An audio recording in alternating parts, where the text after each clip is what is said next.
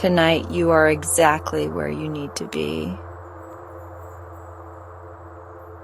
You've found your way to a quiet little corner of the night, where the world slows down, the stars begin to whisper, and soft stories drift like moonlight through the dark. I'm so glad you're here. Before we begin tonight's story, I just want to gently ask, if you find comfort in these bedtime moments, it would mean the world if you'd take a second to like this video, subscribe, or even share it with someone else who could use a little peace. Your support helps keep this cozy space glowing night after night. Now settle in, let the day melt away, and let's begin.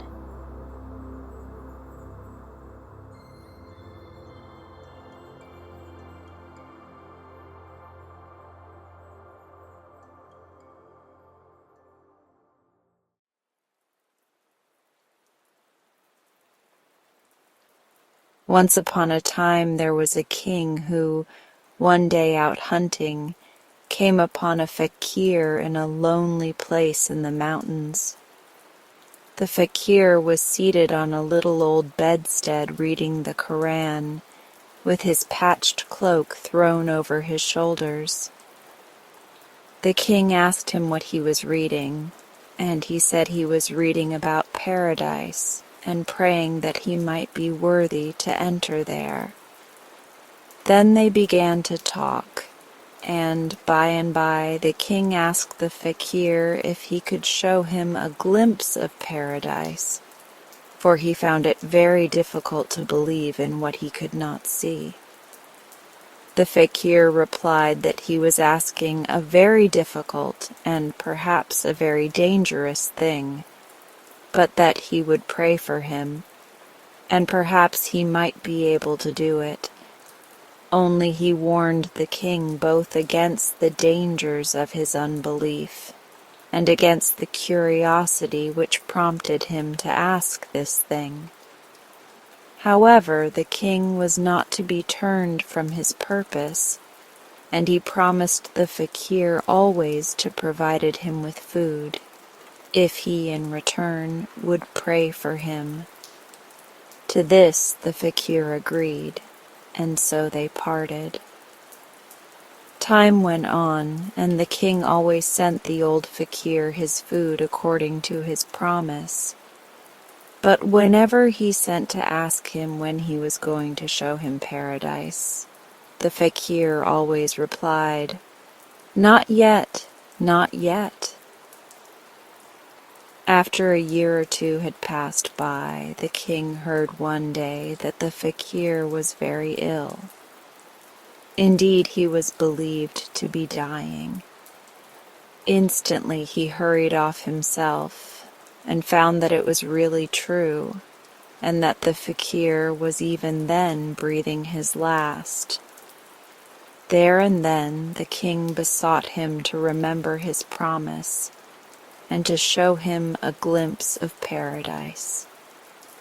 The dying fakir replied that if the king would come to his funeral, and when the grave was filled in, and everyone else was gone away, he would come and lay his hand upon the grave. He would keep his word and show him a glimpse of paradise. At the same time, he implored the king not to do this thing, but to be content to see paradise when God called him there. Still, the king's curiosity was so aroused that he would not give way.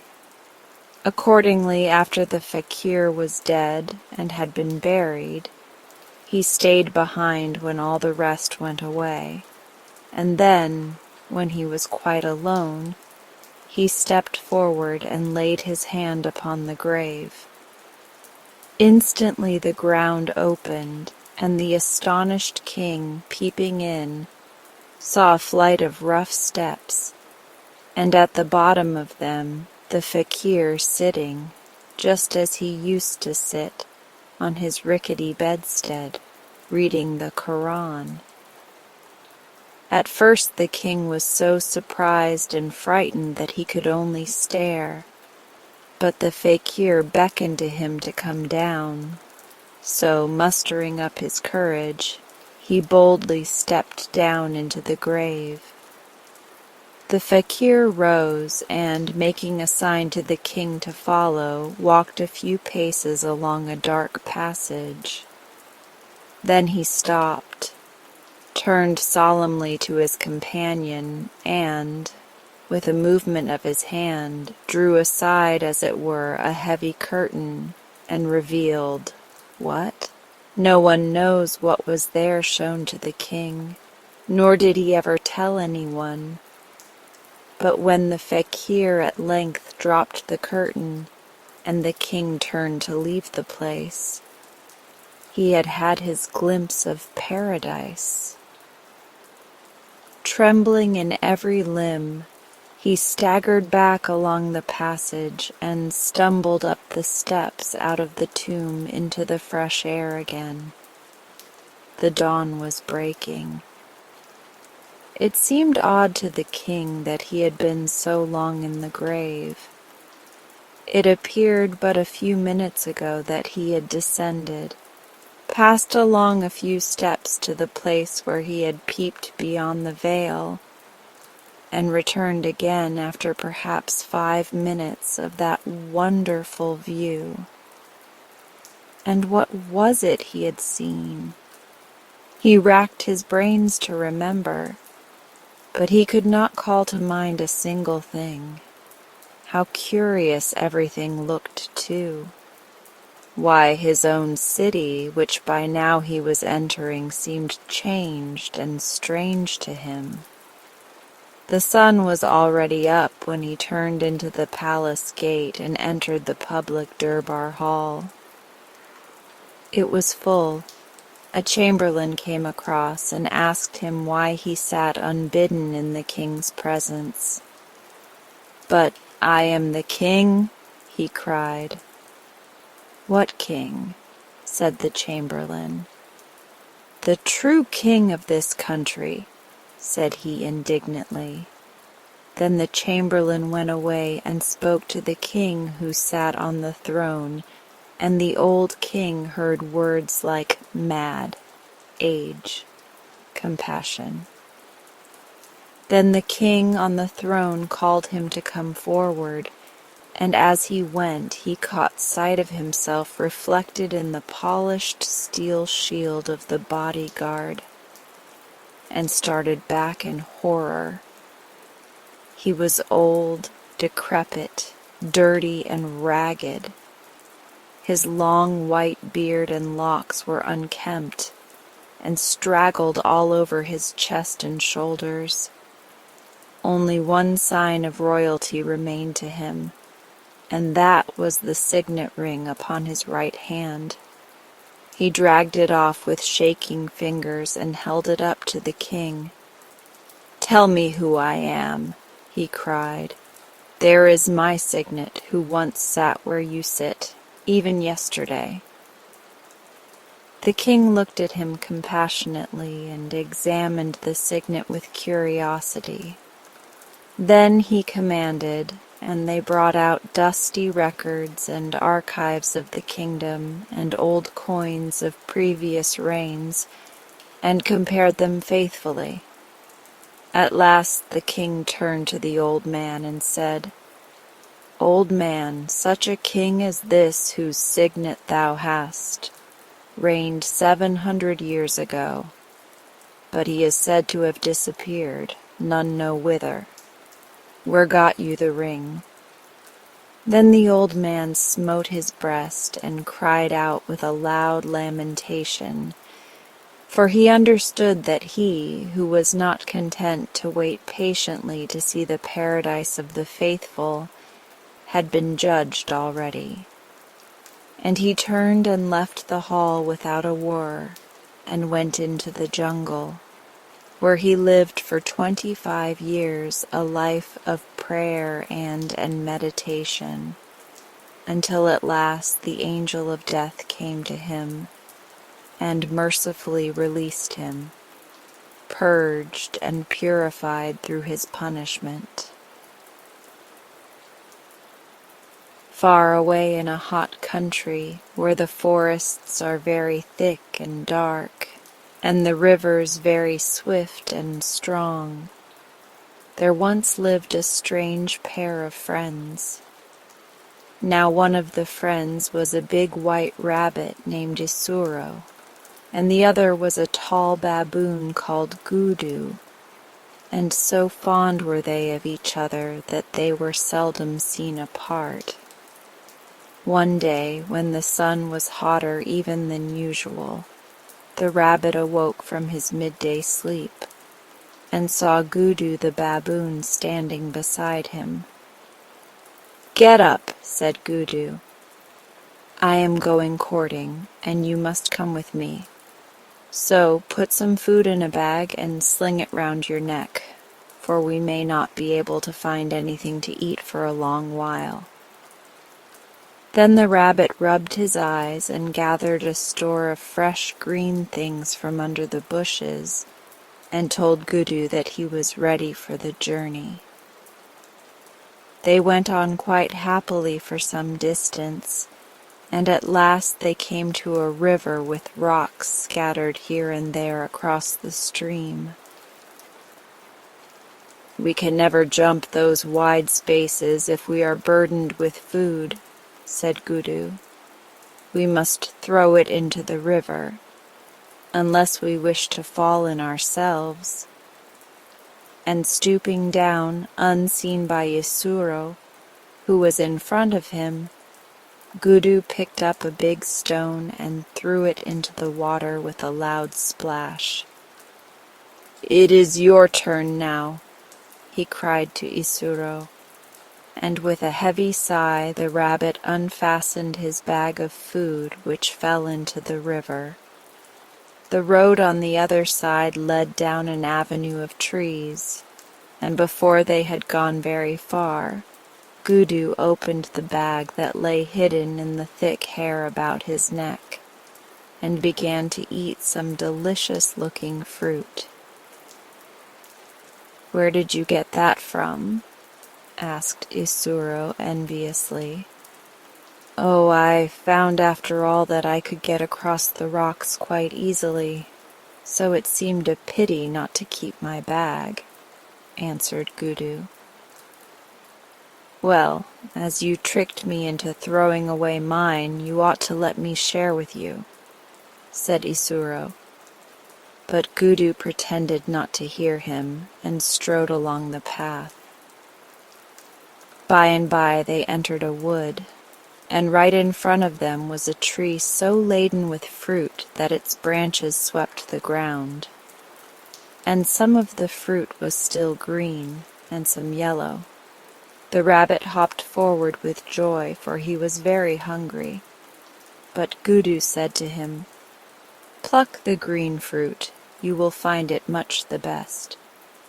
I will leave it all for you, as you have had no dinner, and take the yellow for myself." So the rabbit took one of the green oranges and began to bite it, but its skin was so hard that he could hardly get his teeth through the rind. "It does not taste at all nice," he cried, screwing up his face. "I would rather have one of the yellow ones." "No, no, I really could not allow that," answered Gudu. "They would only make you ill. Be content with the green fruit." And as they were all he could get, Isuro was forced to put up with them. After this had happened 2 or 3 times, Isuro at last had his eyes opened and made up his mind that, whatever Gudu told him, he would do exactly the opposite.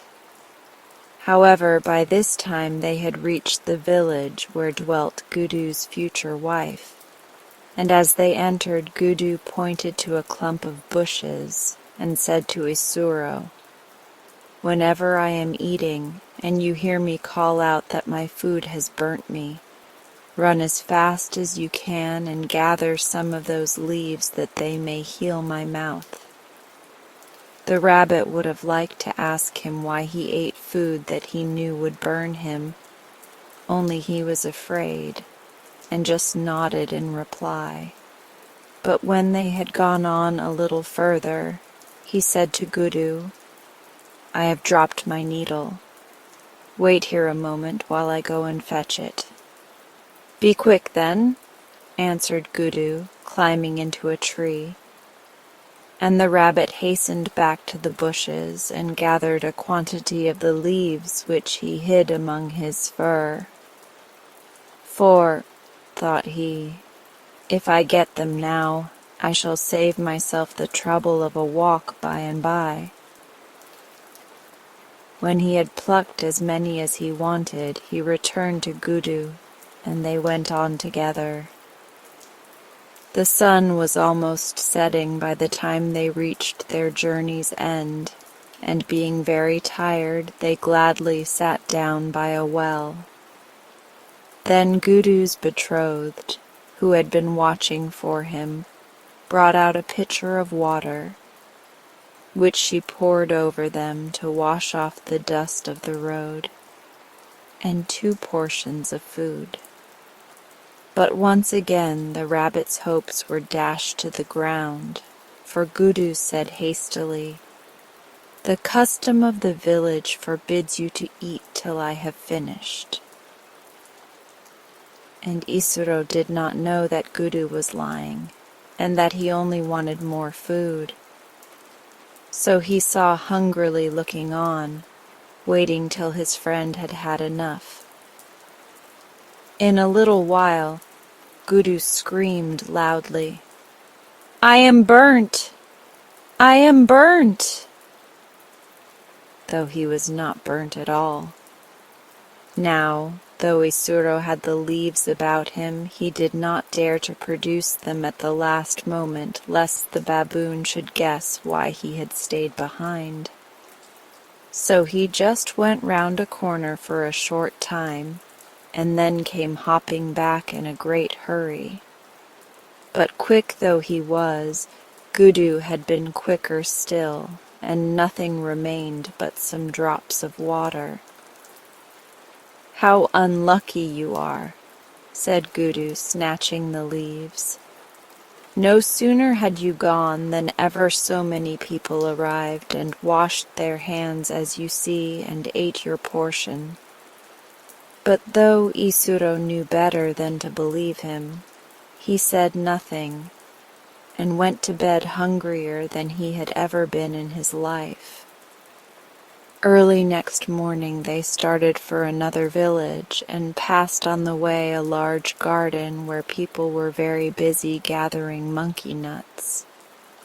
"You can have a good breakfast at last," said Gudu, pointing to a heap of empty shells, never doubting but that Isuro would meekly take the portion shown him and leave the real nuts for himself. But what was his surprise when Isuro answered, "Thank you, I think I should prefer these," and, turning to the kernels, never stopped as long as there was one left. And the worst of it was that with so many people about, Gudu could not take the nuts from him. It was night when they reached the village where dwelt the mother of Gudu's betrothed, who laid meat and millet porridge before them. "I think you told me you were fond of porridge," said Gudu, but Isuro answered, "You are mistaking me for somebody else, as I always eat meat when I can get it." And again Gudu was forced to be content with the porridge which he hated. While he was eating it, however, a sudden thought darted into his mind, and he managed to knock over a great pot of water which was hanging in front of the fire, and put it quite out. "Now," said the cunning creature to himself. I shall be able in the dark to steal his meat. But the rabbit had grown as cunning as he, and standing in a corner hid the meat behind him so that the baboon could not find it. "Oh, Gudu!" he cried, laughing aloud. "It is you who have taught me to be clever." And calling to the people of the house, he bade them kindle the fire, for Gudu would sleep by it, but that he would pass the night with some friends in another hut. It was still quite dark when Isuro heard his name called very softly, and on opening his eyes beheld Gudu standing by him. Laying his finger on his nose, in token of silence, he signed to Isuro to get up and follow him, and it was not until they were some distance from the hut that Gudu spoke. "I am hungry and want something to eat better than that nasty porridge that I had for supper. So I am going to kill one of those goats, and as you are a good cook, you must boil the flesh for me."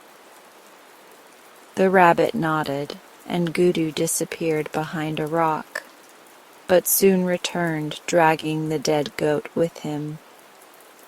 The two then set about skinning it, after which they stuffed the skin with dried leaves, so that no one would have guessed it was not alive, and set it up in the middle of a lump of bushes, which kept it firm on its feet.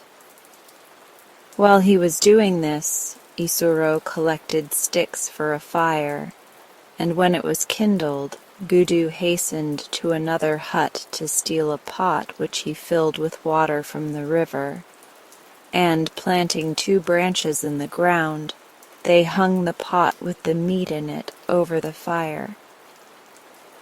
"It will not be fit to eat for 2 hours at least," said Gudu, "so we can both have a nap." And he stretched himself out on the ground and pretended to fall fast asleep.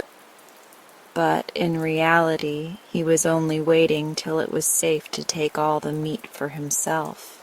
"Surely I hear him snore," he thought, and he stole to the place where Isuro was lying on a pile of wood, but the rabbit's eyes were wide open. "How tiresome," muttered Gudu as he went back to his place, and after waiting a little longer he got up and peeped again, but still the rabbit's pink eyes stared widely. If Gudu had only known, Isuro was asleep all the time. But this he never guessed, and by he grew so tired with watching that he went to sleep himself. Soon after, Isuro woke up, and he too felt hungry, so he crept softly to the pot and ate all the meat, while he tied the bones together and hung them in Gudu's fur. After that he went back to the wood pile and slept again. In the morning the mother of Gudu's betrothed came out to milk her goats, and on going to the bushes where the largest one seemed entangled, she found out the trick. She made such lament that the people of the village came running, and Gudu and Isuro jumped up also and pretended to be as surprised and interested as the rest. But they must have looked guilty after all, for suddenly an old man pointed to them and cried, "Those are thieves." And at the sound of his voice the big Gudu trembled all over. "How dare you say such things? I defy you to prove it," answered Isuro boldly, and he danced forward and turned head over heels and shook himself before them all. "I spoke hastily. You are innocent," said the old man, "but now let the baboon do likewise." And when Gudu began to jump, the goat's bones rattled, and the people cried, "It is Gudu who is the goat slayer." But Gudu answered, "Nay, I did not kill your goat. It was Isuro, and he ate the meat and hung the bones round my neck. So it is he who should die." And the people looked at each other, for they knew not what to believe. At length one man said, "Let them both die, but they may choose their own deaths." Then Isuro answered, "If we must die, put us in the place where the wood is cut, and heap it up all round us, so that we cannot escape, and set fire to the wood. And if one is burned and the other is not, then he that is burned is the goat slayer." And the people did as Isuro had said. But Isuro knew of a hole under the wood pile, and when the fire was kindled he ran into the hole, but Gudu died there. When the fire had burned itself out, and only ashes were left where the wood had been, Isuro came out of his hole and said to the people, "Lo, did I not speak well? He who killed your goat is among those ashes."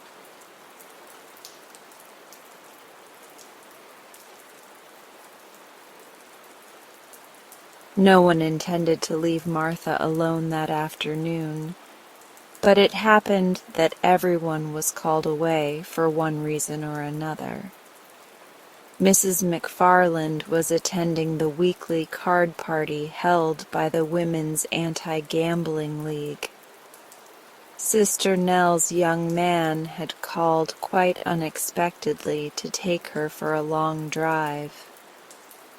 Papa was at the office as usual. It was Mary Ann's day out. As for Emmeline, she certainly should have stayed in the house and looked after the little girl, but Emmeline had a restless nature. "Would you mind, miss, if I just crossed the alley to speak a word to Mrs. Carleton's girl?" she asked Martha. "Course not," replied the child. "You'd better lock the back door, though, and take the key, for I shall be upstairs." "Oh, I'll do that, of course, miss," said the delighted maid, and ran away to spend the afternoon with her friend, leaving Martha quite alone in the big house and locked in into the bargain. The little girl read a few pages in her new book, sewed a few stitches in her embroidery, and started to play visiting with her 4 favorite dolls.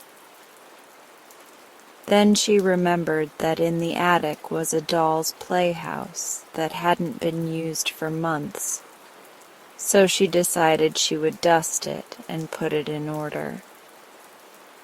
Filled with this idea, the girl climbed the winding stairs to the big room under the roof.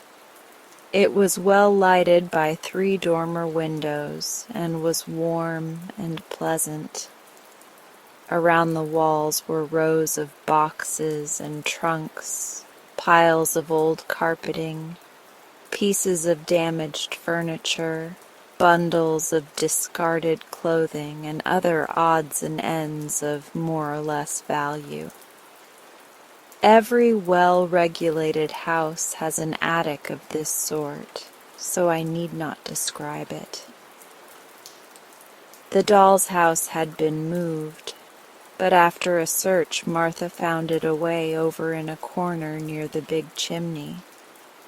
She drew it out and noticed that behind it was a black wooden chest which Uncle Walter had sent over from Italy years and years ago, before Martha was born, in fact. Mamma had told her about it one day, how there was no key to it, because Uncle Walter wished it to remain unopened until he returned home, and how this wandering uncle, who was a mighty hunter, had gone into Africa to hunt elephants and had never been heard from afterwards. The little girl looked at the chest curiously, now that it had by accident attracted her attention. It was quite big, bigger even than Mama's traveling trunk, and was studded all over with tarnished brass-headed nails. It was heavy, too, for when Martha tried to lift one end of it, she found she could not stir it a bit. But there was a place in the side of the cover for a key. She stooped to examine the lock and saw that it would take a rather big key to open it. Then, as you may suspect, the little girl longed to open Uncle Walter's big box and see what was in it. For we are all curious, and little girls are just as curious as the rest of us. "I don't believe Uncle Walter'll ever come back," she thought. "Papa said once that some elephant must have killed him. If I only had a key." She stopped and clapped her little hands together gaily as she remembered a big basket of keys on the shelf in the linen closet. They were of all sorts and sizes. Perhaps one of them would unlock the mysterious chest. She flew down the stairs, found the basket, and returned with it to the attic. Then she sat down before the brass-studded box and began trying one key after another in the curious old lock. Some were too large, but most were too small. One would go into the lock, but would not turn. Another stuck so fast that she feared for a time that she would never get it out again. But at last, when the basket was almost empty, an oddly shaped ancient brass key slipped easily into the lock. With a cry of joy, Martha turned the key with both hands. Then she heard a sharp click, and the next moment the heavy lid flew up of its own accord. The little girl leaned over the edge of the chest an instant, and the sight that met her eyes caused her to start back in amazement. Slowly and carefully, a man unpacked himself from the chest, stepped out upon the floor, stretched his limbs, and then took off his hat and bowed politely to the astonished child. He was tall and thin, and his face seemed badly tanned or sunburnt. Then another man emerged from the chest, yawning and rubbing his eyes like a sleepy schoolboy. He was of middle size, and his skin seemed as badly tanned as that of the first. While Martha stared open-mouthed at the remarkable sight, a third man crawled from the chest. He had the same complexion as his fellows, but was short and fat. All three were dressed in a curious manner. They wore short jackets of red velvet braided with gold, and knee breeches of sky-blue satin with silver buttons. Over their stockings were laced wide ribbons of red and yellow and blue, while their hats had broad brims with high peaked crowns, from which fluttered yards of bright-colored ribbons.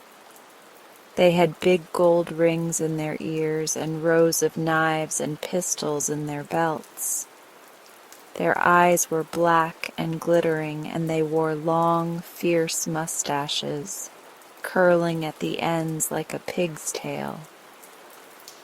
"My, but you were heavy!" exclaimed the fat one, when he had pulled down his velvet jacket and brushed the dust from his sky-blue breeches. "And you squeezed me all out of shape." "It was unavoidable, Luigi," responded the thin man lightly. The lid of the chest pressed me down upon you, yet I tender you my regrets. As for me, said the middle-sized man, carelessly rolling a cigarette and lighting it, you must acknowledge I have been your nearest friend for years, so do not be disagreeable. You mustn't smoke in the attic, said Martha, recovering herself at sight of the cigarette. You might set the house on fire. The middle-sized man, who had not noticed her before, at this speech turned to the girl and bowed. Since a lady requests it, said he, I shall abandon my cigarette. And he threw it on the floor and extinguished it with his foot. Who are you? Asked Martha, who until now had been too astonished to be frightened. Permit us to introduce ourselves, said the thin man, flourishing his hat gracefully. This is Luigi. The fat man nodded. And this is Benny. The middle-sized man bowed. And I am Victor. We are 3 bandits, Italian bandits. Bandits, cried Martha with a look of horror. Exactly. Perhaps in all the world there are not 3 other bandits so terrible and fierce as ourselves, said Victor proudly. 'Tis so, said the fat man, nodding gravely. But it's wicked, exclaimed Martha. Yes, indeed, replied Victor. We are extremely and tremendously wicked. Perhaps in all the world you could not find 3 men more wicked than those who now stand before you. 'Tis so, said the fat man approvingly. But you shouldn't be so wicked, said the girl. It's naughty. Victor cast down his eyes and blushed. Naughty, gasped Benny with a horrified look. 'Tis a hard word, said Luigi sadly, and buried his face in his hands. I little thought, murmured Victor in a voice broken by emotion, ever to be so reviled, and by a lady. Yet perhaps you spoke thoughtlessly. You must consider, miss, that our wickedness has an excuse. For how are we to be bandits, let me ask, unless we are wicked? Martha was puzzled and shook her head thoughtfully. Then she remembered something. You can't remain bandits any longer, said she, because you are now in America.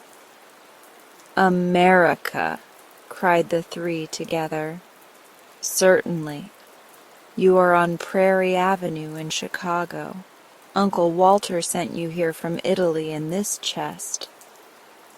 The bandits seemed greatly bewildered by this announcement. Luigi sat down on an old chair with a broken rocker and wiped his forehead with a yellow silk handkerchief. Benny and Victor fell back upon the chest and looked at her with pale faces and staring eyes. When he had somewhat recovered himself, Victor spoke. Your Uncle Walter has greatly wronged us, he said reproachfully. He has taken us from our beloved Italy, where bandits are highly respected, and brought us to a strange country where we shall not know whom to rob or how much to ask for a ransom. 'Tis so, said the fat man, slapping his leg sharply. And we had won such fine reputations in Italy, said Benny regretfully. Perhaps Uncle Walter wanted to reform you, suggested Martha. Are there, then, no bandits in Chicago? Asked Victor.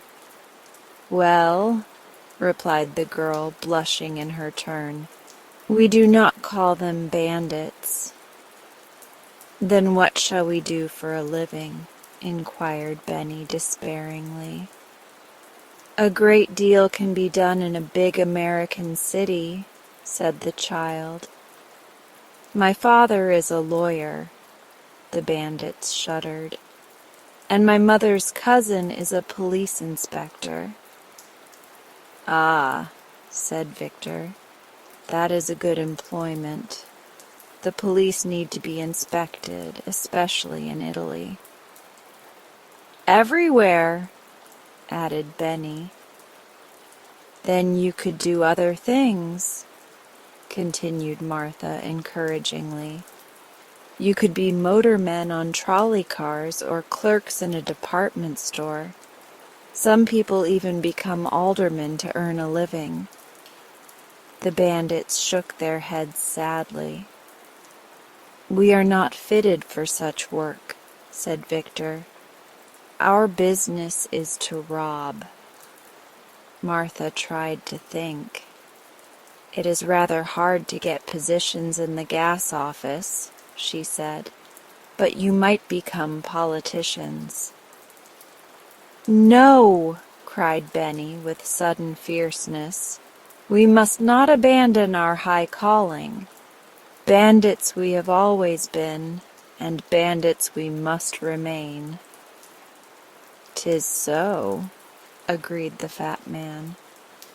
"Even in Chicago there must be people to rob," remarked Victor with cheerfulness. Martha was distressed. "I think they have all been robbed," she objected. "Then we can rob the robbers, for we have experience and talent beyond the ordinary," said Benny. "Oh dear, moaned the girl. "Why did Uncle Walter ever send you here in this chest?" The bandits became interested. "That is what we should like to know," declared Victor eagerly. "But no one will ever know, for Uncle Walter was lost while hunting elephants in Africa," she continued with conviction. "Then we must accept our fate and rob to the best of our ability," said Victor. "So long as we are faithful to our beloved profession, we need not be ashamed." "'Tis so," cried the fat man. "Brothers, we will begin now. Let us rob the house we are in." "Good!" shouted the others, and sprang to their feet. Benny turned threateningly upon the child. "Remain here," he commanded. "If you stir one step, your blood will be on your own head." Then he added in a gentler voice, "Don't be afraid, that's the way all bandits talk to their captives. But of course, we wouldn't hurt a young lady under any circumstances." "Of course not," said Victor.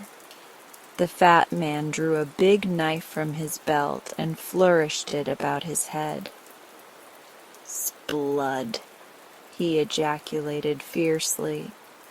"S'bananas!" cried Benny in a terrible voice.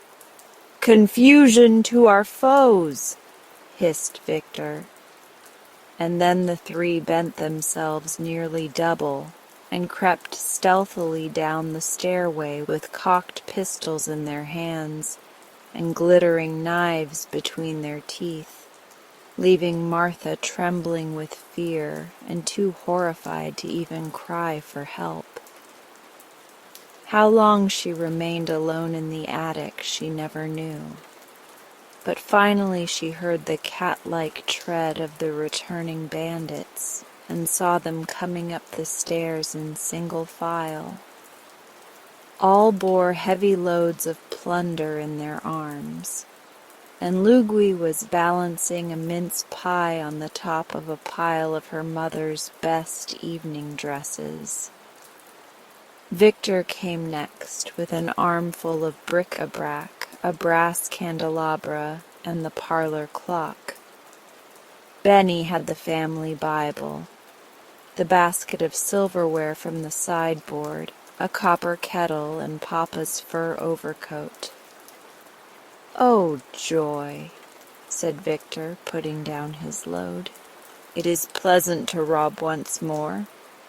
"Oh, ecstasy," said Benny, but he let the kettle drop on his toe and immediately began dancing around in anguish, while he muttered queer words in the Italian language. "We have much wealth," continued Victor, holding the mince pie while Luigi added his spoils to the heap. "And all from one house.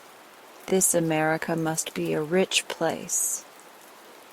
With a dagger he then cut himself a piece of the pie and handed the remainder to his comrades, whereupon all three sat upon the floor and consumed the pie while Martha looked on sadly.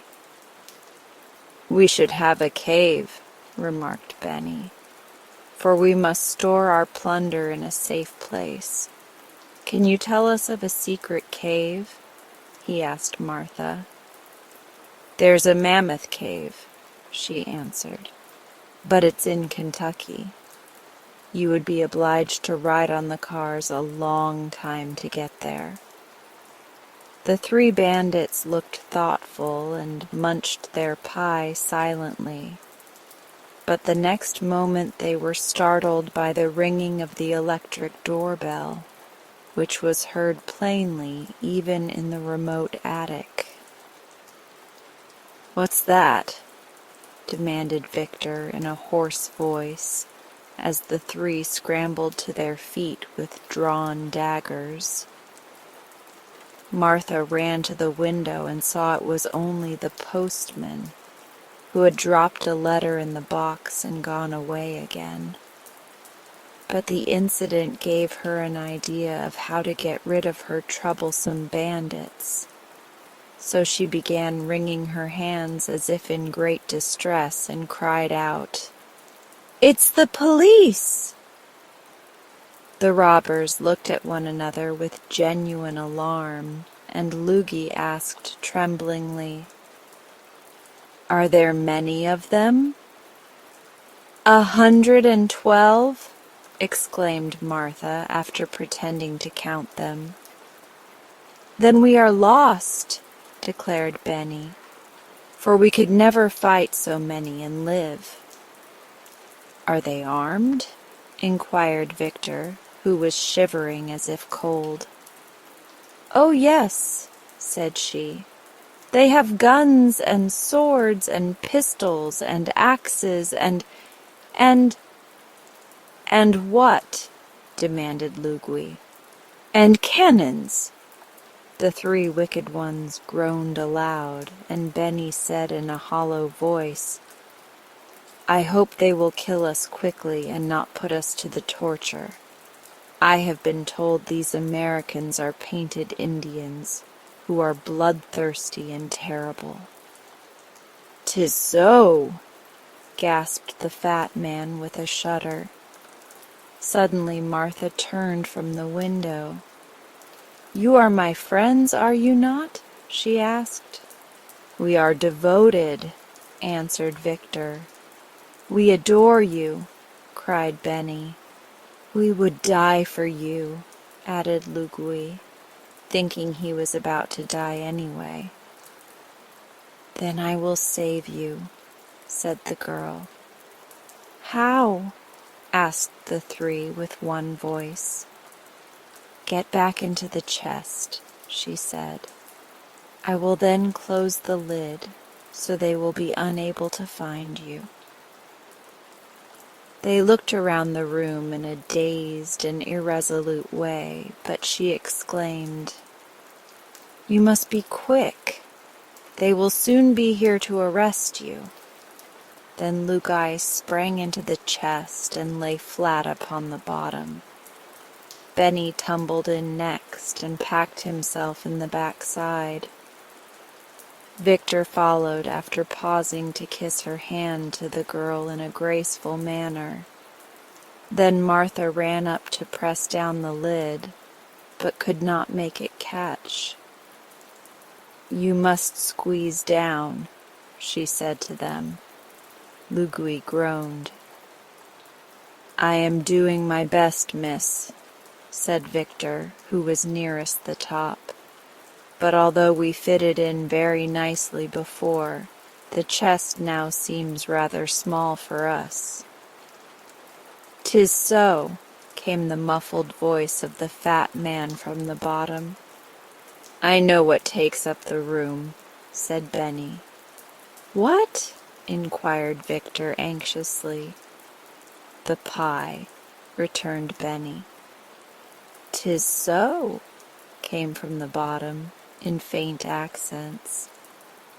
Then Martha sat upon the lid and pressed it down with all her weight. To her great delight the lock caught, and springing down, she exerted all her strength and turned the key. This story should teach us not to interfere in matters that do not concern us. For had Martha refrained from opening Uncle Walter's mysterious chest, she would not have been obliged to carry downstairs all the plunder the robbers had brought into the attic. An accomplished wizard once lived on the top floor of a tenement house and passed his time in thoughtful study and studious thought. What he didn't know about wizardry was hardly worth knowing, for he possessed all the books and recipes of all the wizards who had lived before him, and moreover, he had invented several wizardments himself.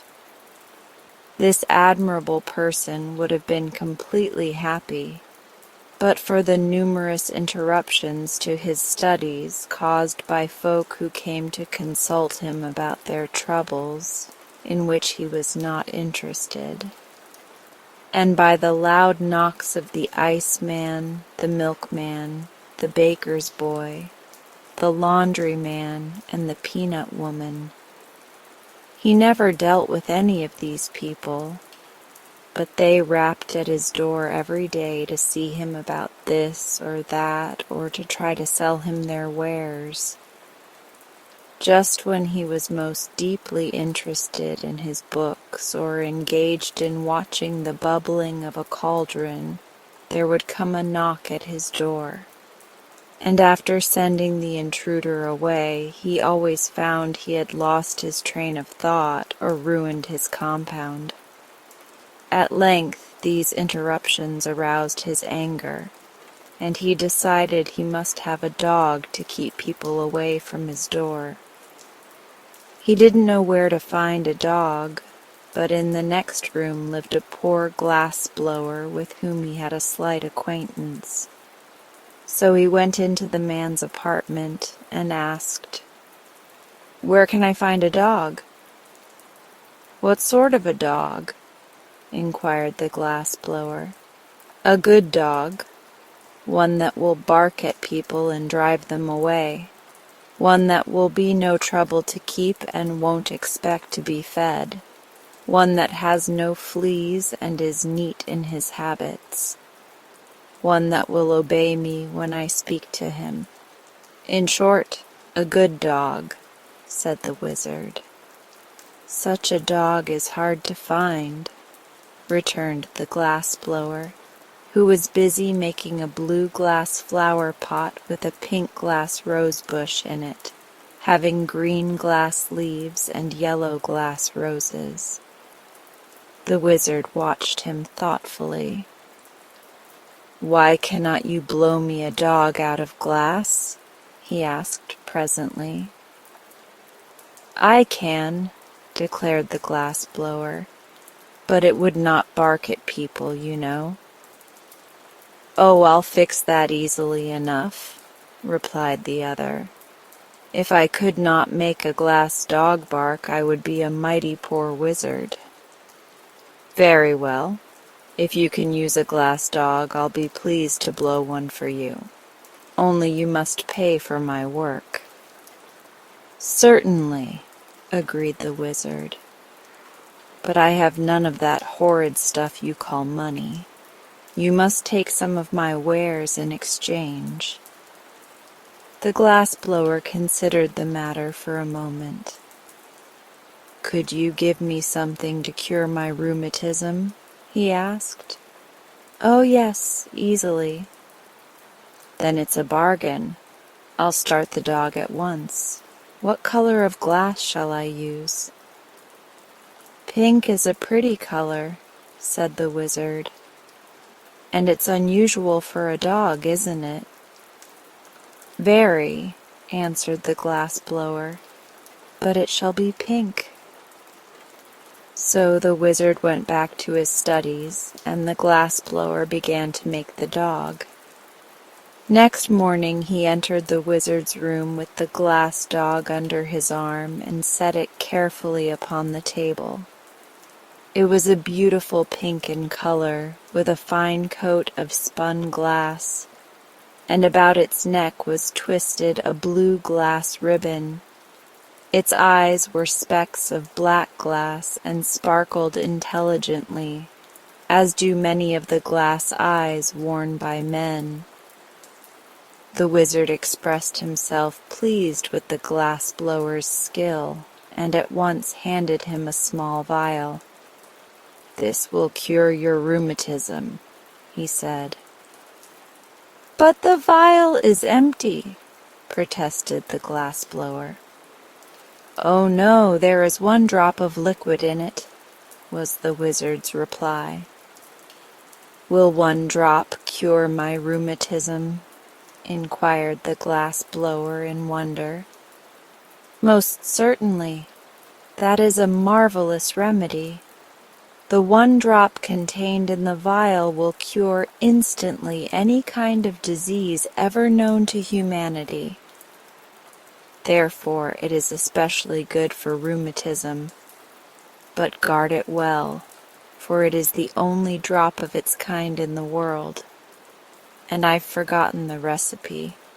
"Thank you," said the glass-blower, and went back to his room.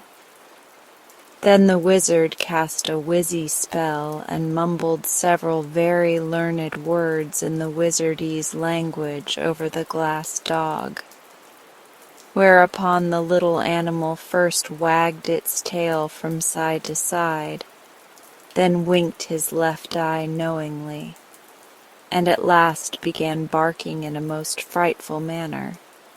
That is, when you stop to consider the noise came from a pink glass dog.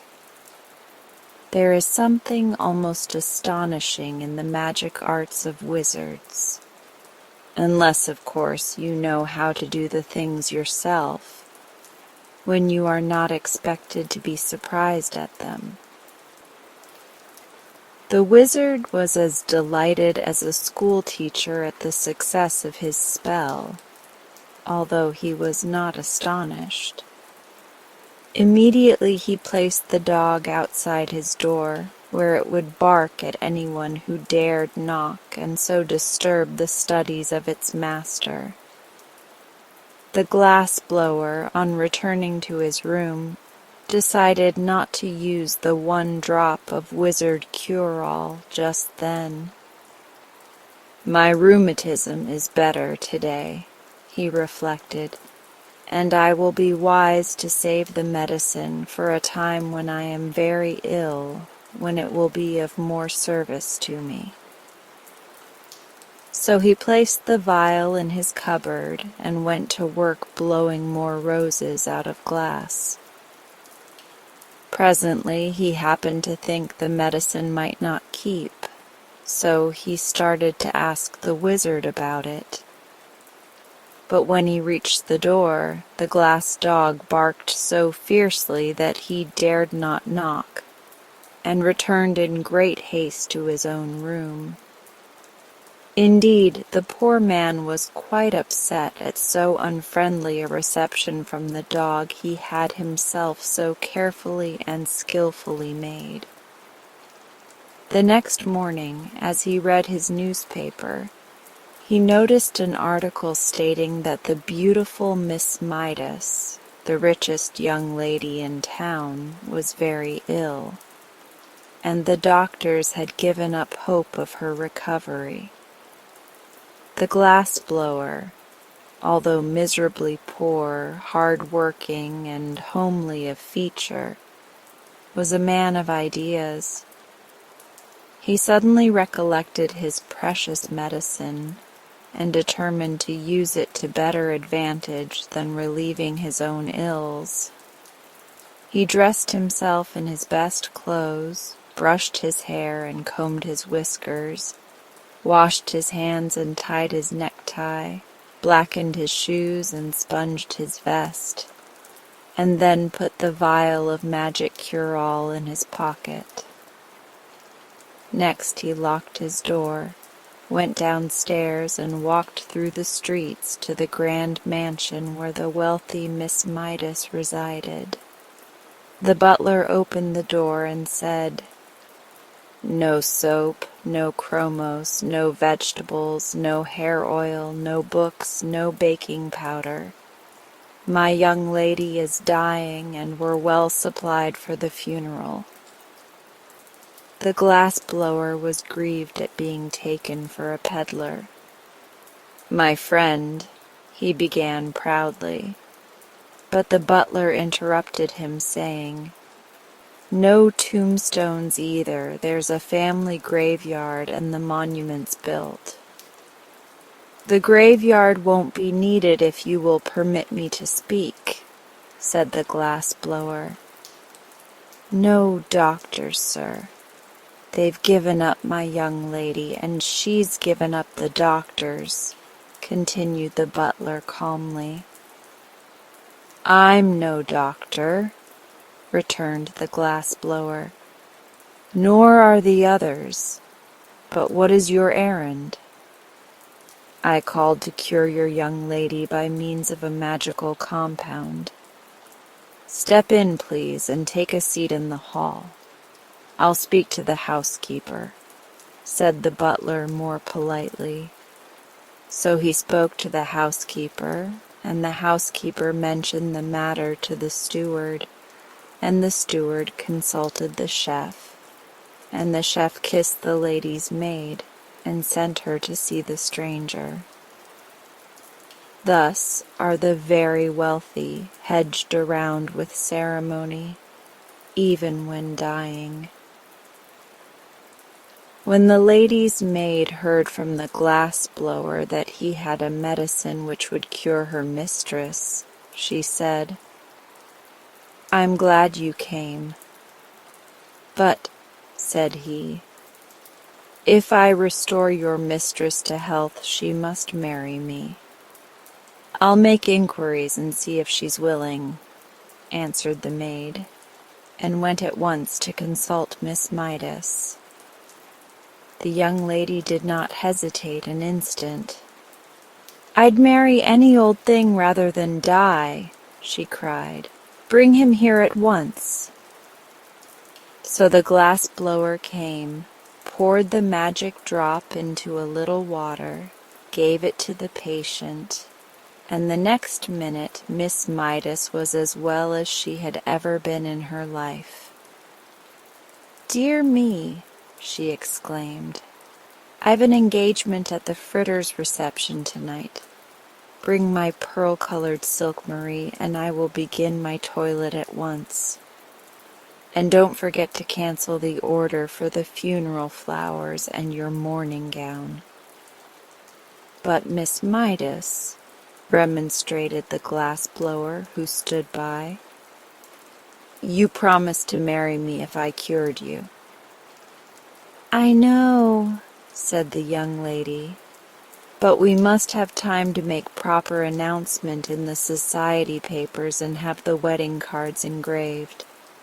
Call tomorrow and we'll talk it over." The glass-blower had not impressed her favorably as a husband, and she was glad to find an excuse for getting rid of him for a time, and she did not want to miss the Fritters' reception. Yet the man went home filled with joy, for he thought his stratagem had succeeded, and he was about to marry a rich wife who would keep him in luxury forever afterward. The first thing he did on reaching his room was to smash his glass-blowing tools and throw them out of the window. He then sat down to figure out ways of spending his wife's money. The following day he called upon Miss Midas, who was reading a novel and eating chocolate creams as happily as if she had never been ill in her life. "Where did you get the magic compound that cured me?" she asked. "From a learned wizard," said he. And then, thinking it would interest her, he told how he had made the glass dog for the wizard, and how it barked and kept everybody from bothering him.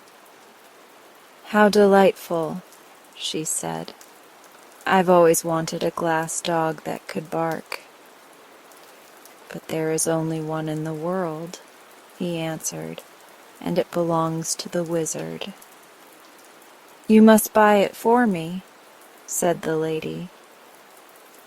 "The wizard cares nothing for money," replied the glass blower. "Then you must steal it for me," she retorted. "I can never live happily another day unless I have a glass dog that can bark." The glass blower was much distressed at this, but said he would see what he could do. For a man should always try to please his wife, and Miss Midas has promised to marry him within a week.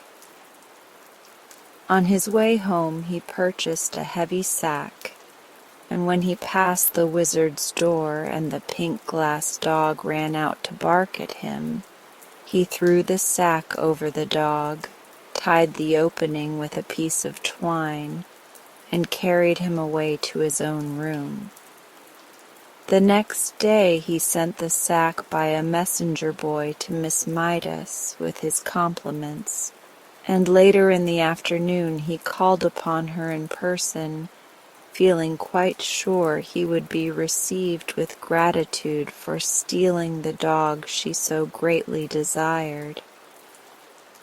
But when he came to the door and the butler opened it, what was his amazement to see the glass dog rush out and begin barking at him furiously.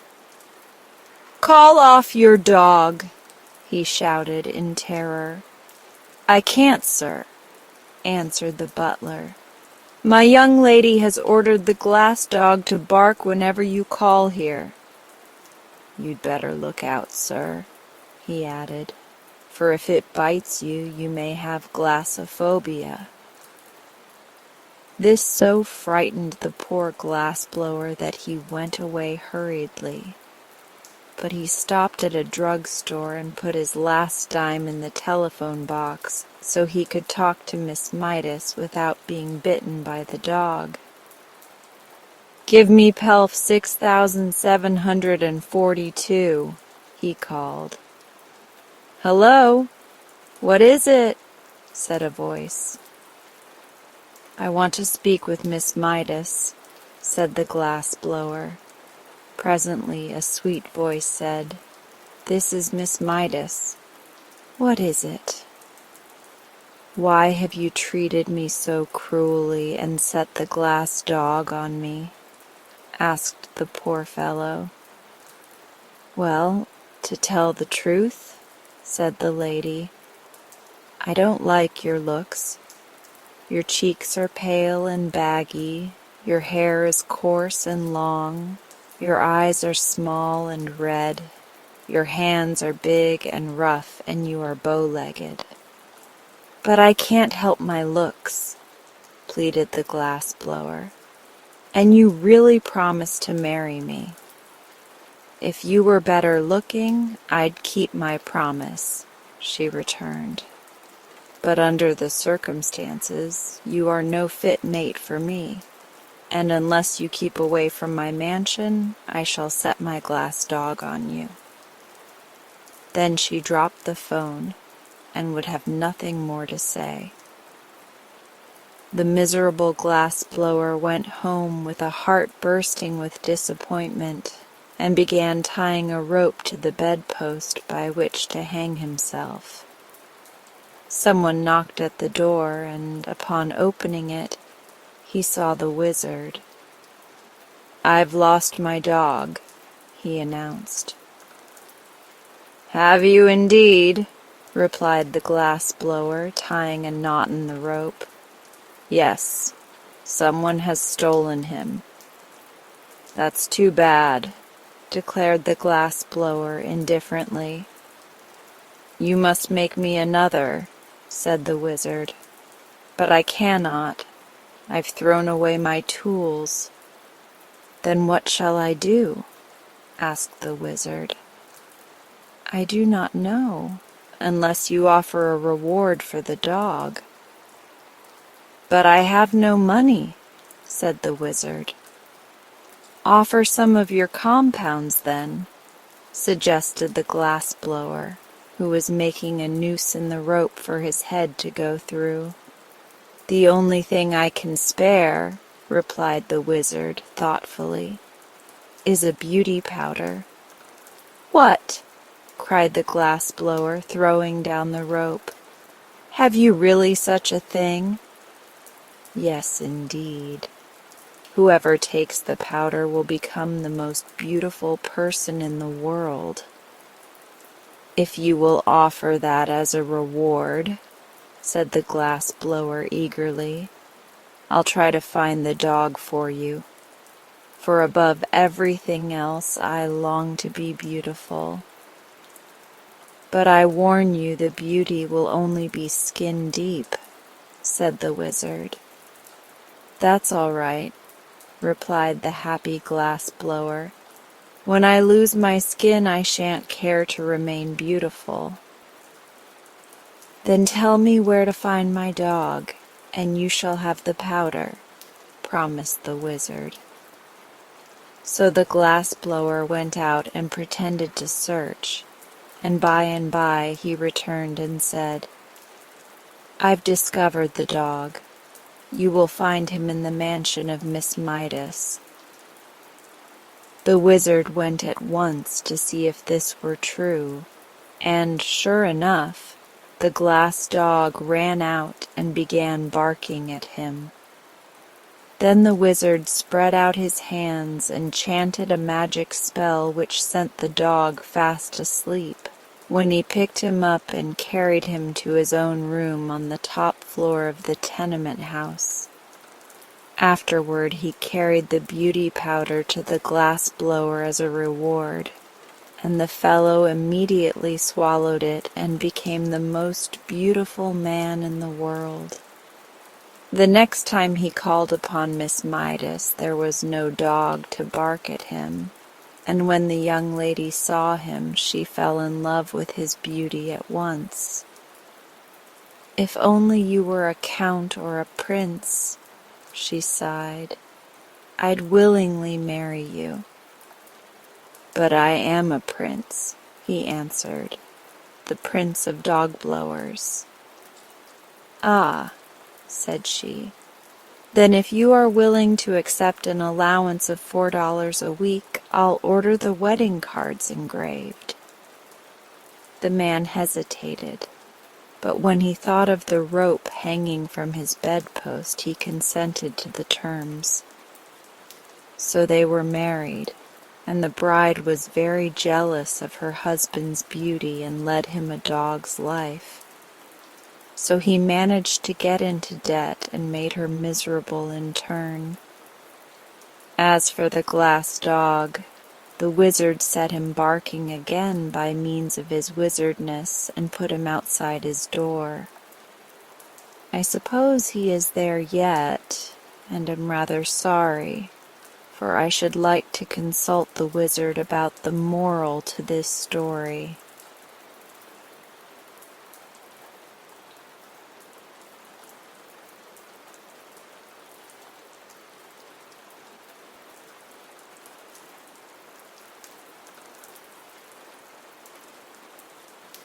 A king once died, as kings are apt to do. being as liable to shortness of breath as other mortals. It was high time this king abandoned his earth life, for he had lived in a sadly extravagant manner, and his subjects could spare him without the slightest inconvenience. His father had left him a full treasury, both money and jewels being in abundance. But the foolish king just deceased had squandered every penny in riotous living. He had then taxed his subjects until most of them became paupers, and this money vanished in more riotous living. Next he sold all the grand old furniture in the palace, all the silver and gold plate and bric-a-brac, all the rich carpets and furnishings, and even his own kingly wardrobe, reserving only a soiled and moth-eaten ermine robe to fold over his threadbare raiment. And he spent the money in further riotous living. Don't ask me to explain what riotous living is. I only know from hearsay that it is an excellent way to get rid of money. And so this spendthrift king found it. He now picked all the magnificent jewels from this kingly crown, and from the round ball on the top of his scepter, and sold them and spent the money. Riotous living, of course.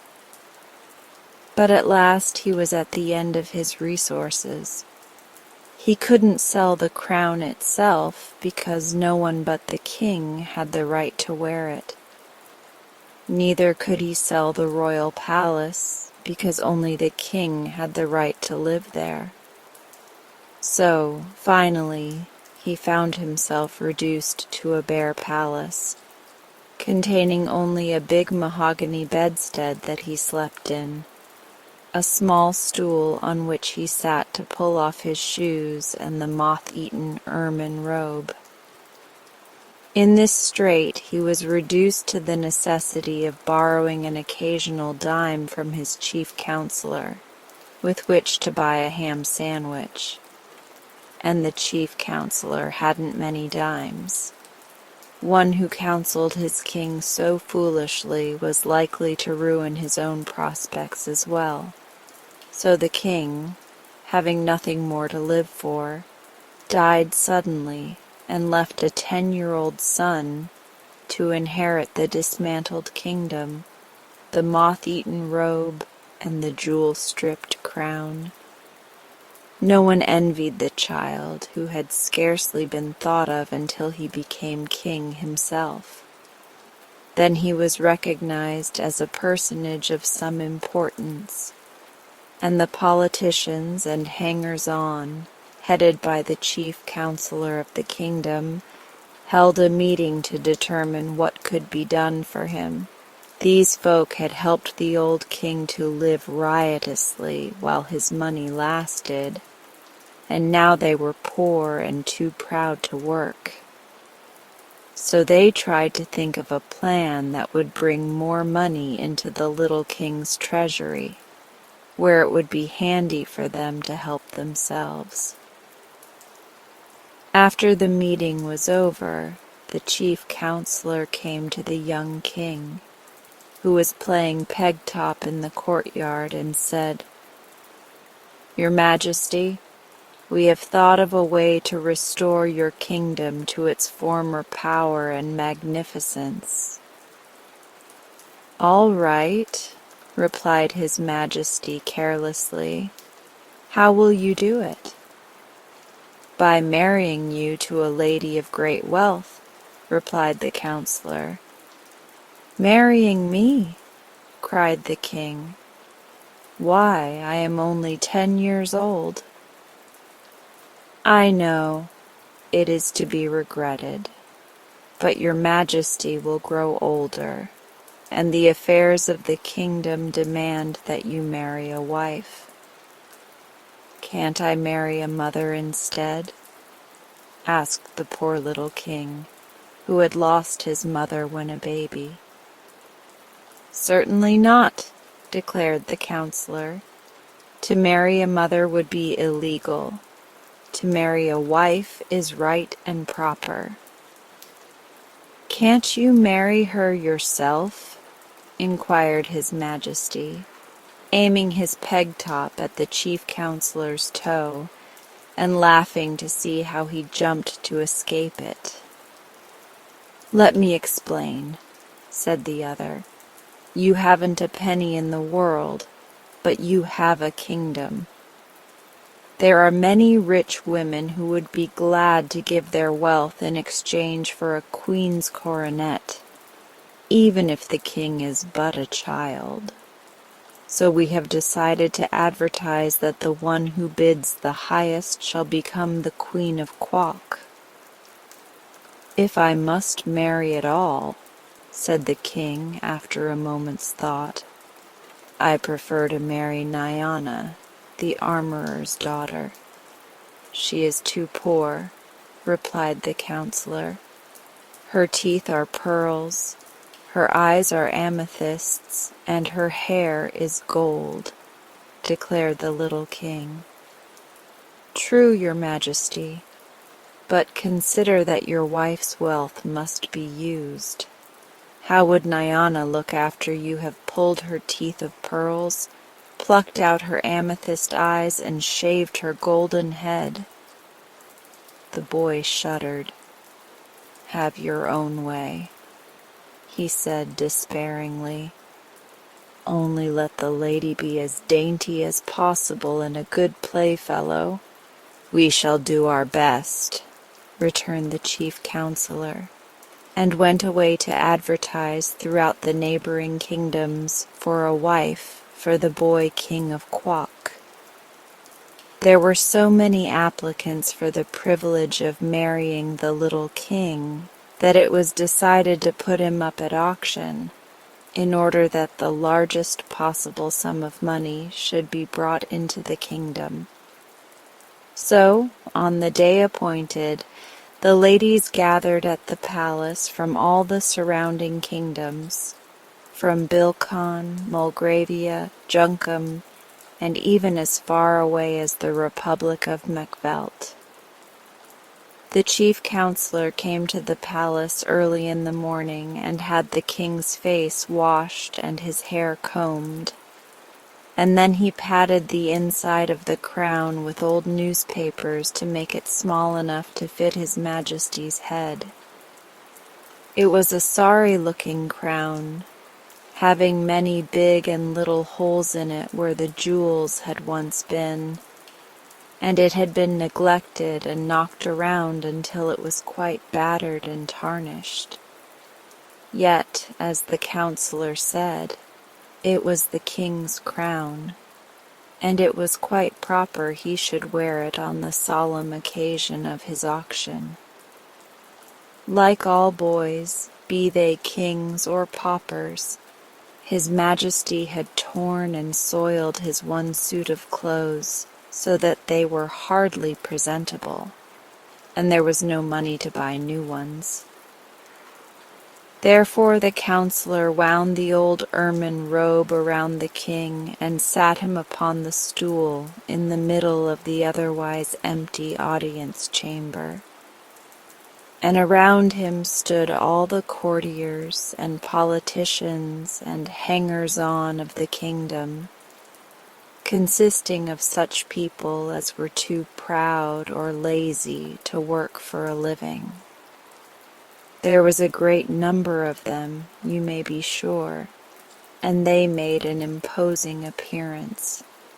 Then the doors of the audience chamber were thrown open, and the wealthy ladies who aspired to being Queen of Quok came trooping in.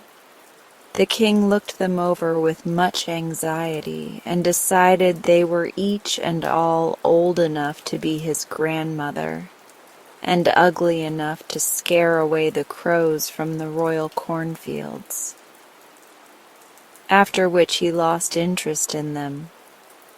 But the rich ladies never looked at the poor little king squatting upon his stool.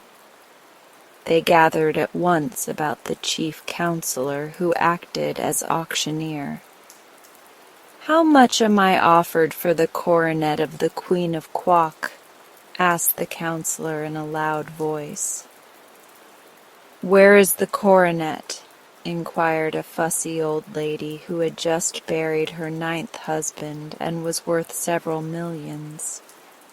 "There isn't any coronet at present," explained the chief counselor, "but whoever bids highest will have the right to wear one, and she can then buy it." "Oh," said the fussy old lady, "I see."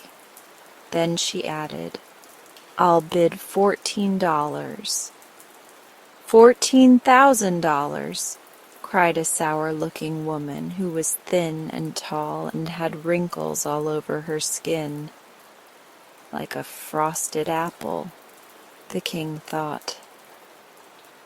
The bidding now became fast and furious, and the poverty-stricken courtiers brightened up as the sum began to mount into the millions. "He'll bring us a very pretty fortune after all," whispered one to his comrade, "and then we shall have the pleasure of helping him spend it." The king began to be anxious.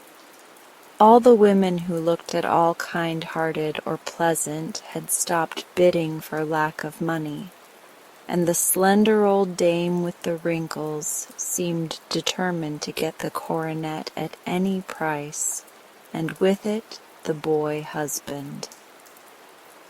This ancient creature finally became so excited that her wig got crosswise of her head, and her false teeth kept slipping out, which horrified the little king greatly, but she would not give up. At last the chief counselor ended the auction by crying out, "Sold to Marianne Brzezinski de la Porcus for $3,900,624.16. And the sour-looking old woman paid the money in cash and on the spot, which proves this is a fairy story.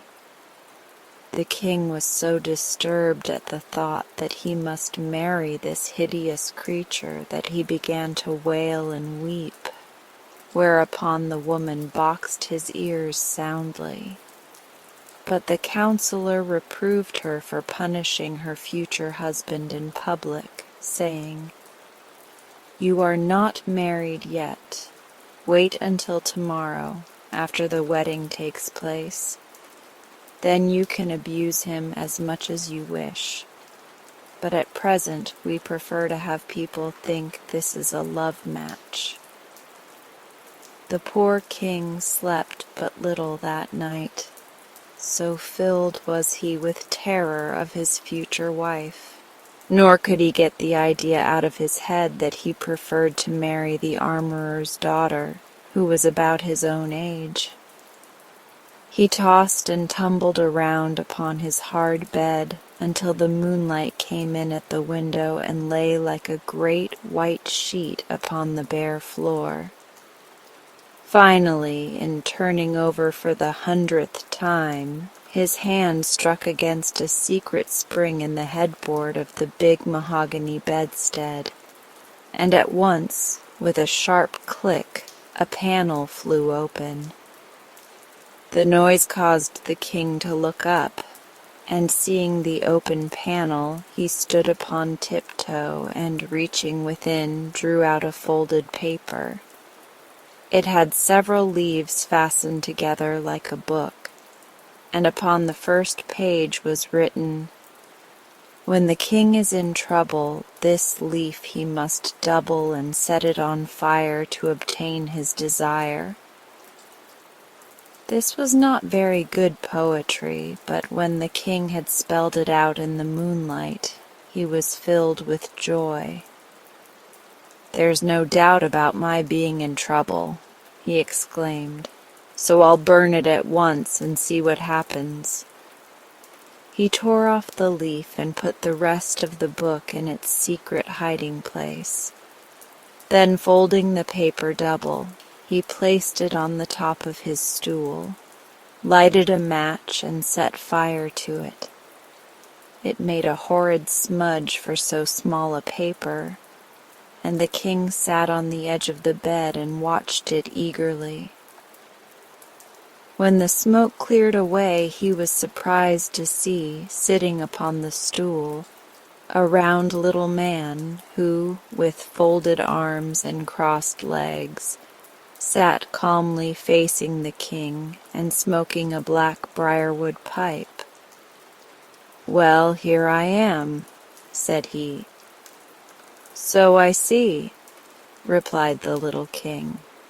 "But how did you get here?" "Didn't you burn the paper?" demanded the round man by way of answer. "Yes, I did," acknowledged the king. "Then you are in trouble, and I've come to help you out of it. I'm the slave of the royal bedstead." "Oh," said the king, "I didn't know there was one." "Neither did your father, or he would not have been so foolish as to sell everything he had for money. By the way, it's lucky for you he did not sell this bedstead. Now then, what do you want?" "I'm not sure what I want," replied the king, "but I know what I don't want, and that is the old woman who is going to marry me." "That's easy enough," said the slave of the royal bedstead. "All you need do is to return her the money she paid the chief counselor and declare the match off. Don't be afraid. You are the king, and your word is law." "To be sure," said the Majesty, "but I am in great need of money. How am I going to live if the chief counselor returns to Marianne Brzezinski her millions?" "Phoo! That's easy enough," again answered the man, and putting his hand in his pocket, he drew out and tossed to the king an old-fashioned leather purse. "Keep that with you," said he, "and you will always be rich, for you can take out of the purse as many 25-cent silver pieces as you wish, one at a time. No matter how often you take one out, another will instantly appear in its place within the purse." "Thank you," said the king gratefully. "You have rendered me a rare favor, for now I shall have money for all my needs and will not be obliged to marry anyone. Thank you 1,000 times."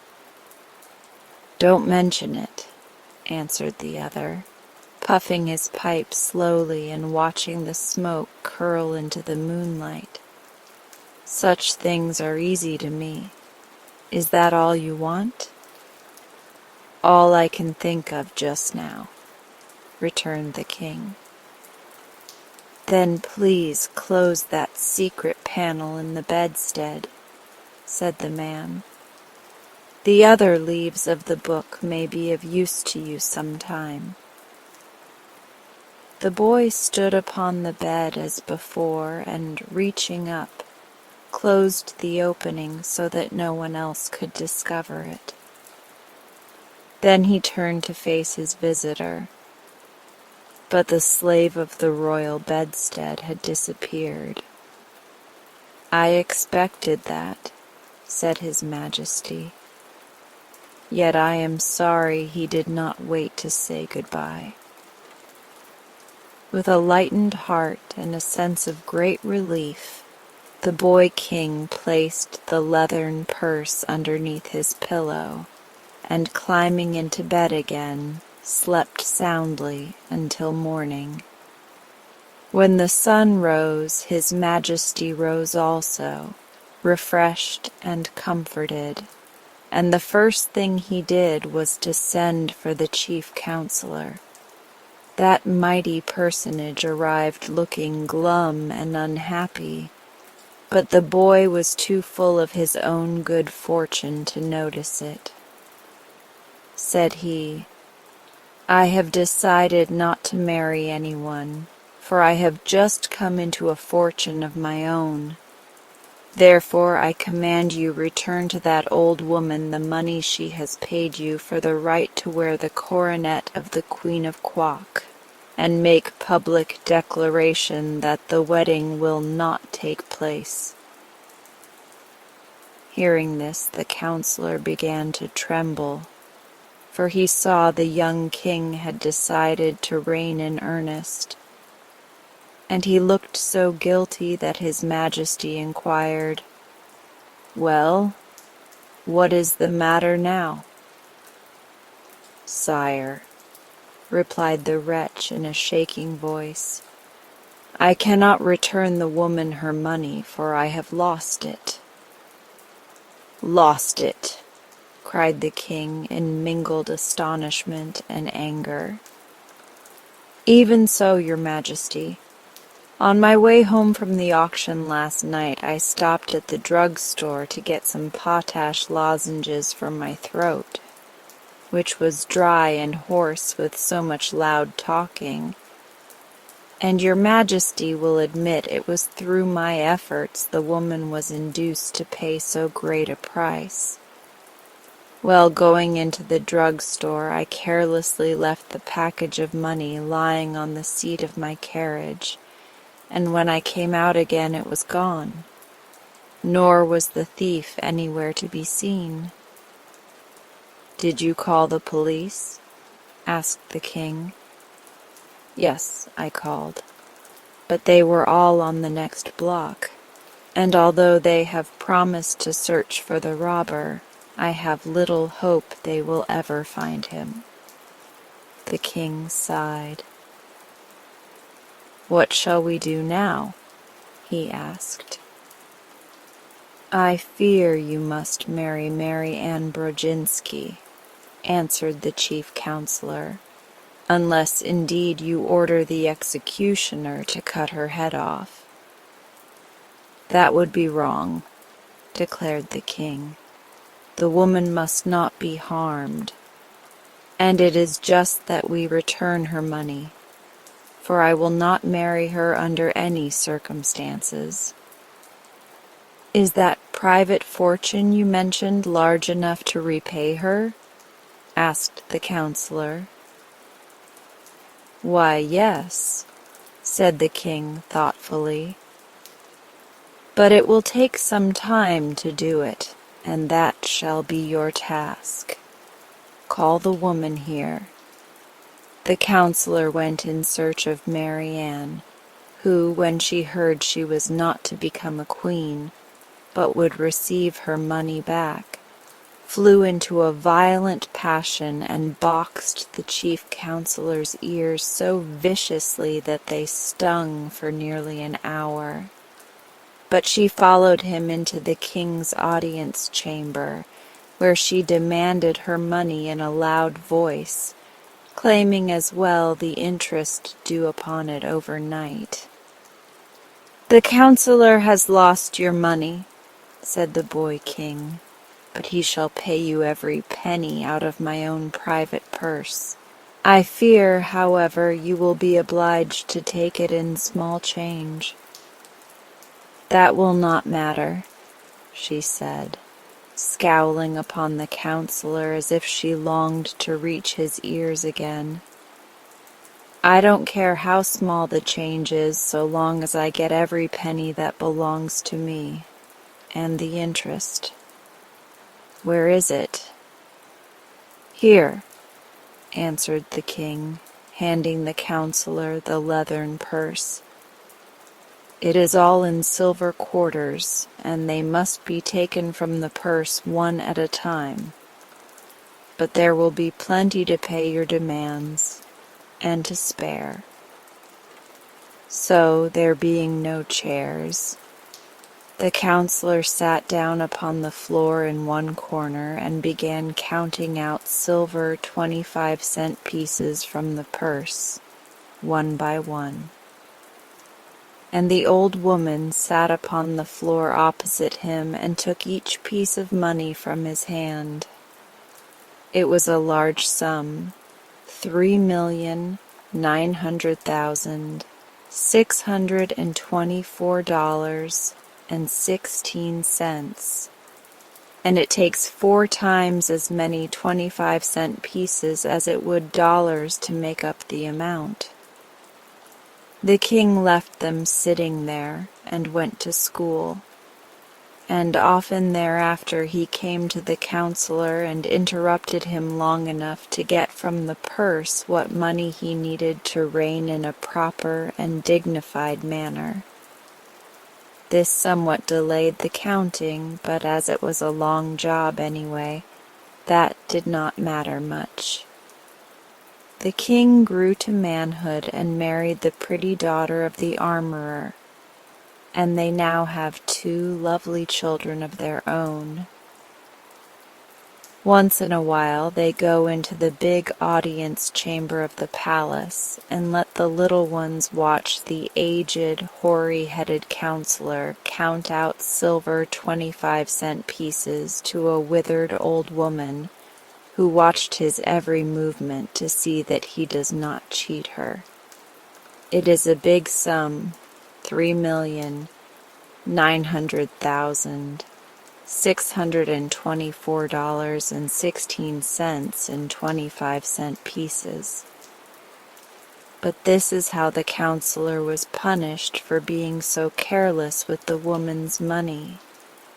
And this is how Mary Ann Brodzinski de la Porcus was also punished for wishing to marry a 10-year-old king in order that she might wear the coronet of the Queen of Quok.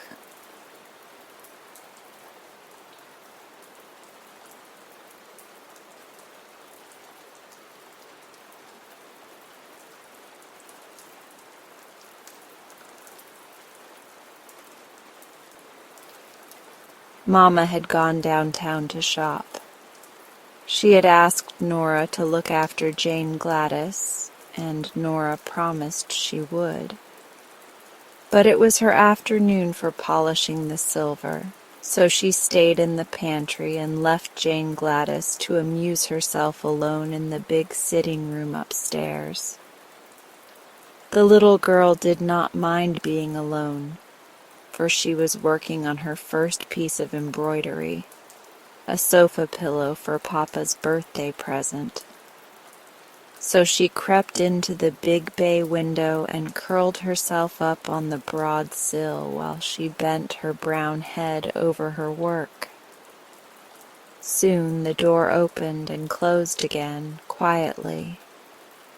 Jane Gladys thought it was Nora, so she didn't look up until she had taken a couple more stitches on a forget-me-not. Then she raised her eyes and was astonished to find a strange man in the middle of the room who regarded her earnestly. He was short and fat and seemed to be breathing heavily from his climb up the stairs. He held a work silk hat in one hand, and underneath his other elbow was tucked a good-sized book. He was dressed in a black suit that looked old and rather shabby, and his head was bald upon the top. "Excuse me," he said, while the child gazed at him in solemn surprise. "Are you Jane Gladys Brown?" "Yes, sir," she answered. Very good indeed," he remarked with a queer sort of smile. "I've had quite a hunt to find you, but I've succeeded at last." "How did you get in?" inquired Jane Gladys with a growing distrust of her visitor. "That is a secret," he said mysteriously. This was enough to put the girl on her guard. She looked at the man, and the man looked at her, and both looks were grave and somewhat anxious. "What do you want?" she asked, straightening herself up with a dignified air. "Ah, now we are coming to business," said the man briskly. "I'm going to be quite frank with you. To begin with, your father has abused me in a most ungentlemanly manner." Jane Gladys got off the window-sill and pointed her small finger at the door. "Leave this room immediately," she cried, her voice trembling with indignation. "My papa is the best man in the world. He never bust anybody." "Allow me to explain, please," said the visitor, without paying any attention to her request to go away. "Your father may be very kind to you, for you are his little girl, you know. But when he's downtown in his office, he's inclined to be rather severe, especially on book agents.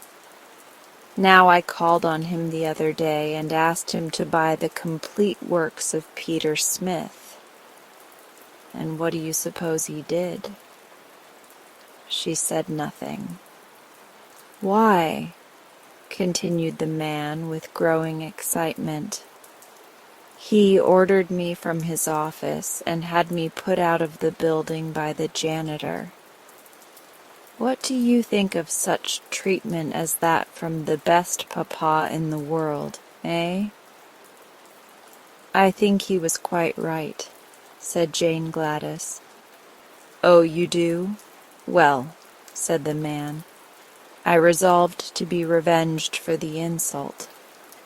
So, as your father is big and strong and a dangerous man, I have decided to be revenged upon his little girl." Jane Gladys shivered. "What are you going to do?" she asked. "I'm going to present you with this book," he answered, taking it from under his arm. Then he sat down on the edge of a chair, placed his hat on the rug, and drew a fountain pen from his vest pocket. "I'll write your name in it," said he. "How do you spell Gladys?" "Gladys," she replied. "Thank you. Now this," he continued, rising and handing her the book with a bow, "is my revenge for your father's treatment of me. Perhaps he'll be sorry he didn't buy the complete works of Peter Smith. Goodbye, my dear." He walked to the door, gave her another bow, and left the room, and Jane Gladys could see that he was laughing to himself as if very much amused. When the door had closed behind the queer little man, the child sat down in the window again and glanced at the book. It had a red and yellow cover, and the word "Thingamajigs" was across the front in big letters. Then she opened it, curiously, and saw her name written in black letters upon the first white leaf. He was a funny little man, she said to herself thoughtfully. She turned the next leaf and saw a big picture of a clown, dressed in green and red and yellow, and having a very white face with 3-cornered spots of red on each cheek and over the eyes. While she looked at this, the book trembled in her hands. The leaf crackled and creaked, and suddenly the clown jumped out of it and stood upon the floor beside her, becoming instantly as big as any ordinary clown.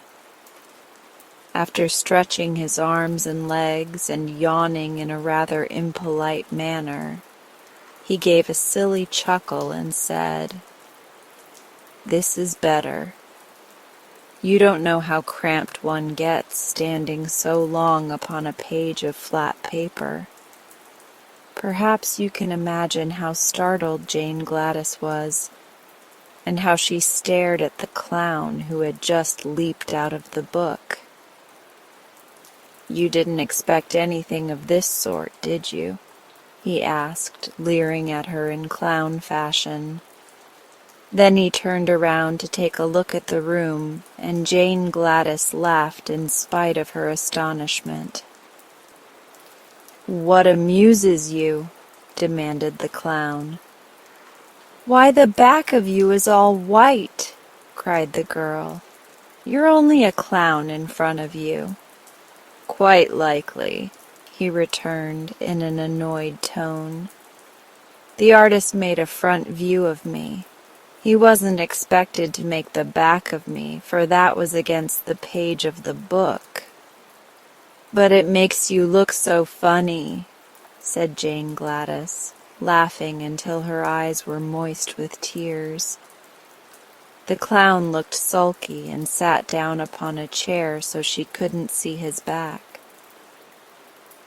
"I'm not the only thing in the book," he remarked crossly. This reminded her to turn another page, and she had scarcely noted that it contained the picture of a monkey when the animal sprang from the book with a great crumpling of paper and landed upon the window seat beside her. "Hee hee hee hee hee," chattered the creature, springing to the girl's shoulder and then to the center table. "This is great fun. Now I can be a real monkey instead of a picture of one." "Real monkeys can't talk," said Jane Gladys reprovingly. "How do you know? Have you ever been one yourself?" inquired the animal. And then he laughed loudly, and the clown laughed too, as if he enjoyed the remark. The girl was quite bewildered by this time.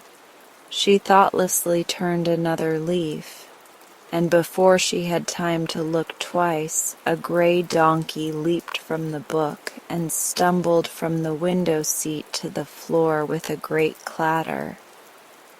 "You're clumsy enough, I'm sure," said the child indignantly, for the beast had nearly upset her. "Clumsy? And why not?" demanded the donkey with angry voice. "If the fool artist had drawn you out of perspective as he did me, I guess you'd be clumsy yourself." "What's wrong with you?" asked Jane Gladys. "My front and rear legs on the left side are nearly 6 inches too short. That's what's the matter. If that artist didn't know how to draw properly, why did he try to make a donkey at all?" "I don't know," replied the child, seeing an answer was expected. "I can hardly stand up," grumbled the donkey, "and the least little thing will topple me over." "Don't mind that," said the monkey, making a spring at the chandelier and swinging from it by his tail until Jane Gladys feared he would knock all the globes off. "The same artist has made my ears as big as that clown's, and everyone knows a monkey hasn't any ears to speak of, much less to draw." "He should be prosecuted," remarked the clown gloomily. "I haven't any back." Jane Gladys looked from one to the other with a puzzled expression upon her sweet face, and turned another page of the book. Swift as a flash there sprang over her shoulder a tawny, spotted leopard, which landed upon the back of a big leather armchair and turned upon the others with a fierce movement. The monkey climbed to the top of the chandelier and chattered with fright. The donkey tried to run and straightway tipped over on his left side. The clown grew paler than ever, but he sat still in his chair and gave a low whistle of surprise. The leopard crouched upon the back of the chair, lashed his tail from side to side, and glared at all of them by turns, including Jane Gladys. "Which of us are you going to attack first?" asked the donkey, trying hard to get upon his feet again. "I can't attack any of you," snarled the leopard. "The artist made my mouth shut so I haven't any teeth, and he forgot to make my claws. But I'm a frightful-looking creature nevertheless, am I not?" "Oh, yes," said the clown indifferently. "I suppose you're frightful-looking enough. But if you have no teeth nor claws, we don't mind your looks at all." This so annoyed the leopard that he growled horribly, and the monkey laughed at him. Just then the book slipped from the girl's lap, and as she made a movement to catch it, one of the pages near the back opened wide. She caught a glimpse of a fierce grizzly bear looking at her from the page, and quickly threw the book from her. It fell with a crash in the middle of the room, but beside it stood the great grizzly, who had wrenched himself from the page before the book closed. "Now," cried the leopard from his perch, "you'd better look out for yourselves. You can't laugh at him as you did at me. The bear has both claws and teeth." "Indeed I have," said the bear in a low, deep, growling voice. "And I know how to use them too. If you read in that book, you'll find I'm described as a horrible, cruel, and remorseless grizzly whose only business in life is to eat up little girls, shoes, dresses, ribbons, and all. And then the author says, I smack my lips and glory in my wickedness." "That's awful," said the donkey, sitting upon his haunches and shaking his head sadly. "What do you suppose possessed the author to make you so hungry for girls? Do you eat animals also?" "The author does not mention my eating anything but little girls," replied the bear. "Very good," remarked the clown, drawing a long breath of relief. "You may begin eating Jane Gladys as soon as you wish. She laughed because I had no back." "And she laughed because my legs are out of perspective," brayed the donkey. "But you also deserve to be eaten," screamed the leopard from the back of the leather chair. "For you laughed and poked fun at me because I had no claws nor teeth. Don't you suppose, Mr. Grizzly, you could manage to eat a clown, a donkey, and a monkey after you finish the girl?" "Perhaps so, and a leopard into the bargain," growled the bear.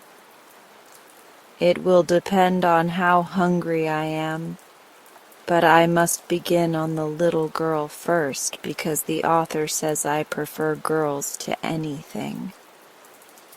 Jane Gladys was much frightened on hearing this conversation, and she began to realize what the man meant when he said he gave her the book to be revenged. Surely Papa would be sorry he hadn't bought the complete works of Peter Smith when he came home and found his little girl eaten up by a grizzly bear, shoes, dress, ribbons, and all. The bear stood up and balanced himself on his rear legs. "This is the way I look in the book," he said. "Now watch me eat the little girl." He advanced slowly toward Jane Gladys, and the monkey, the leopard, the donkey, and the clown all stood around in a circle and watched the bear with much interest. But before the grizzly reached her, the child had a sudden thought and cried out, "Stop! You mustn't eat me. It would be wrong." "Why?"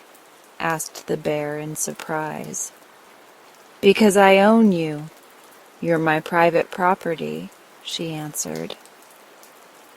"I don't see how you make that out," said the bear in a disappointed tone. "Why, the book was given to me. My name's on the front leaf, and you belong by rights in the book, so you mustn't dare to eat your owner." The grizzly hesitated. "Can any of you read?" he asked. "I can," said the clown. "Then see if she speaks the truth. Is her name really in the book?" The clown picked it up and looked at the name. "It is," said he. "Jane Gladys Brown," and written quite plainly in big letters. The bear sighed. "Then of course I can't eat her," he decided. "That author is as disappointing as most authors are. But he's not as bad as the artist," exclaimed the donkey, who was still trying to stand up straight. "The fault lies with yourselves," said Jane Gladys severely. "Why didn't you stay in the book where you were put?" The animals looked at each other in a foolish way, and the clown blushed under his white paint. "Really," began the bear, and then he stopped short. The doorbell rang loudly. "It's Mama!" cried Jane Gladys, springing to her feet. "She's come home at last. Now, you stupid creatures." But she was interrupted by them all making a rush for the book. There was a swish and a whir and a rustling of leaves, and an instant later the book lay upon the floor, looking just like any other book, while Jane Gladys's strange companions had all disappeared. This story should teach us to think quickly and clearly upon all occasions. For had Jane Gladys not remembered that she owned the bear, he probably would have eaten her before the bell rang. Not many years ago, there lived on a stony, barren New England farm a man and his wife.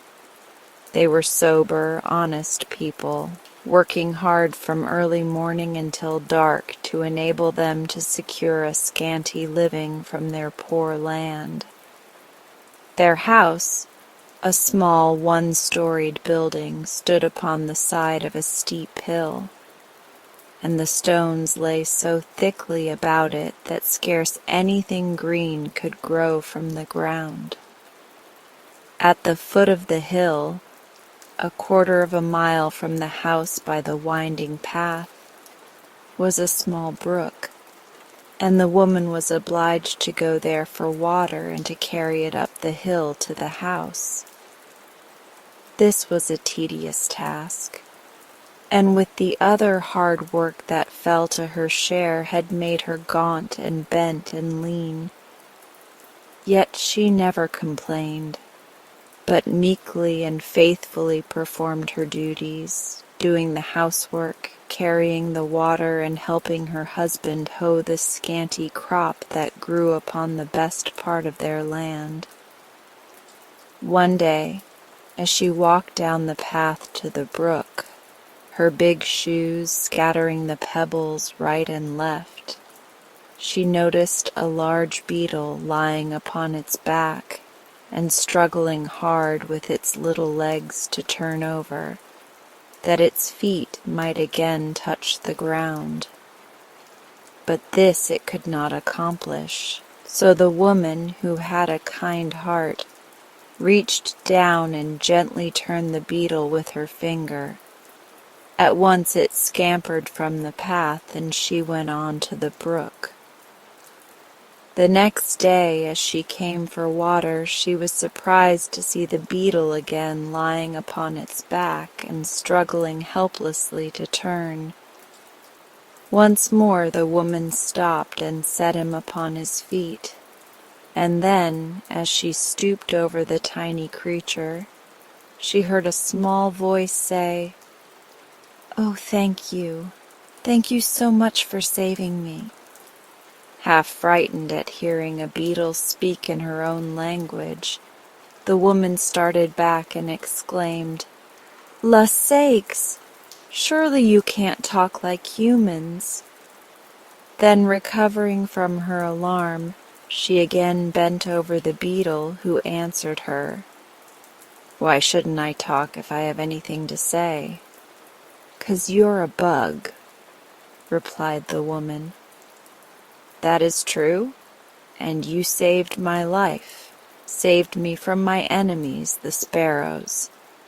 And this is the second time you have come to my assistance, so I owe you a debt of gratitude.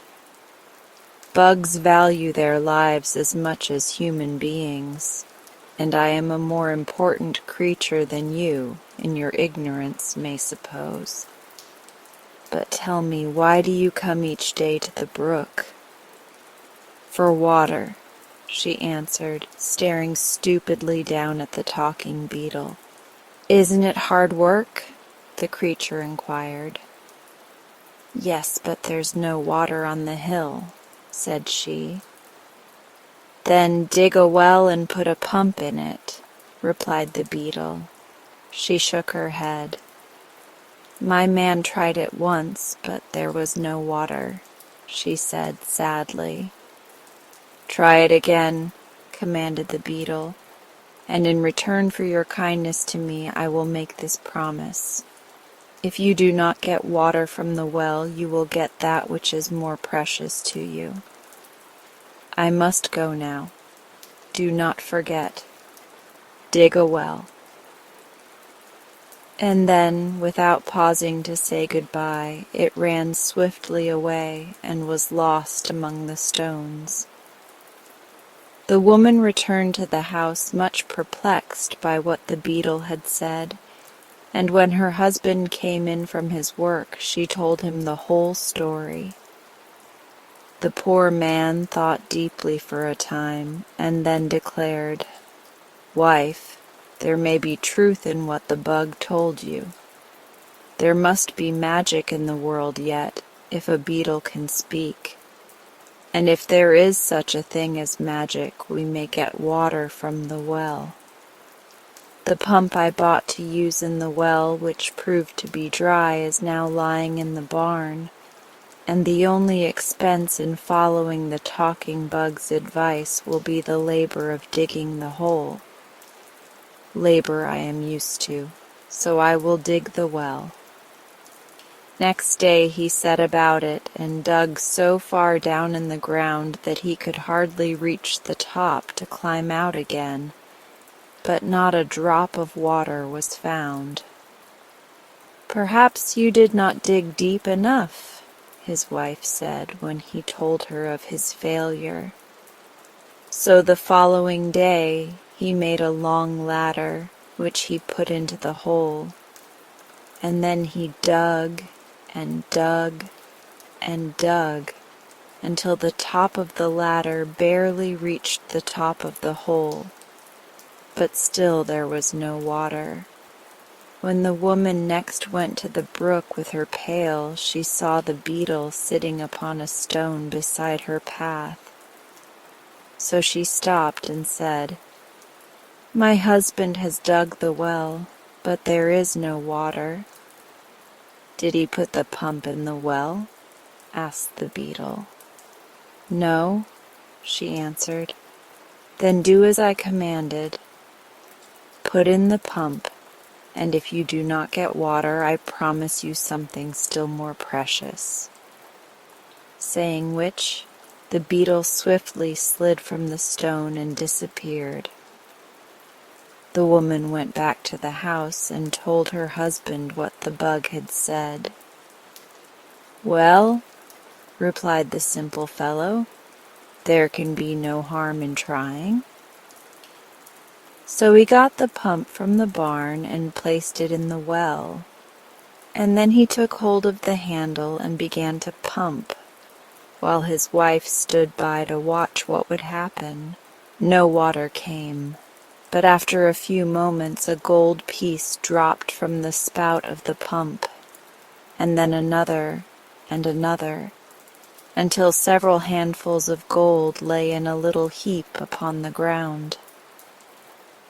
The man stopped pumping then, and ran to help his wife gather the gold pieces into her apron, but their hands trembled so greatly through excitement and joy that they could scarcely pick up the sparkling coins.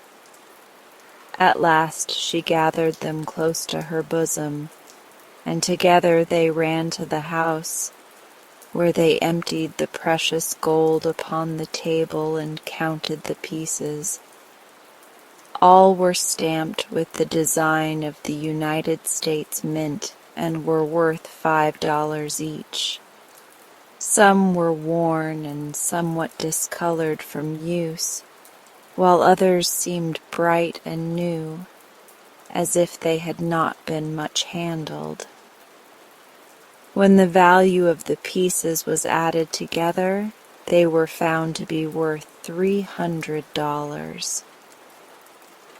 Suddenly the woman spoke.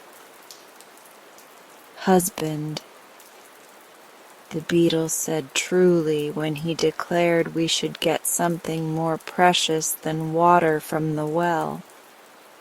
"But run at once and take away the handle from the pump, lest anyone should pass this way and discover our secret." So the man ran to the pump and removed the handle, which he carried to the house and hid underneath the bed. They hardly slept a wink that night, lying awake to think of their good fortune and what they should do with their store of yellow gold. In all their former lives they had never possessed more than a few dollars at a time, and now the cracked teapot was nearly full of gold coins. The following day was Sunday, and they arose early and ran to see if their treasure was safe. There it lay, heaped snugly within the teapot, and they were so willing to feast their eyes upon it that it was long before the man could leave it to build the fire or the woman to cook the breakfast. While they ate their simple meal, the woman said, "We will go to church today and return thanks for the riches that have come to us so suddenly, and I will give the pastor one of the gold pieces." "It is well enough to go to church," replied her husband, "and also to return thanks. But in the night I decided how we will spend all our money, so there will be none left for the pastor." "We can pump more," said the woman. "Perhaps, and perhaps not," he answered cautiously. "What we have we can depend upon, but whether or not there be more in the well I cannot say."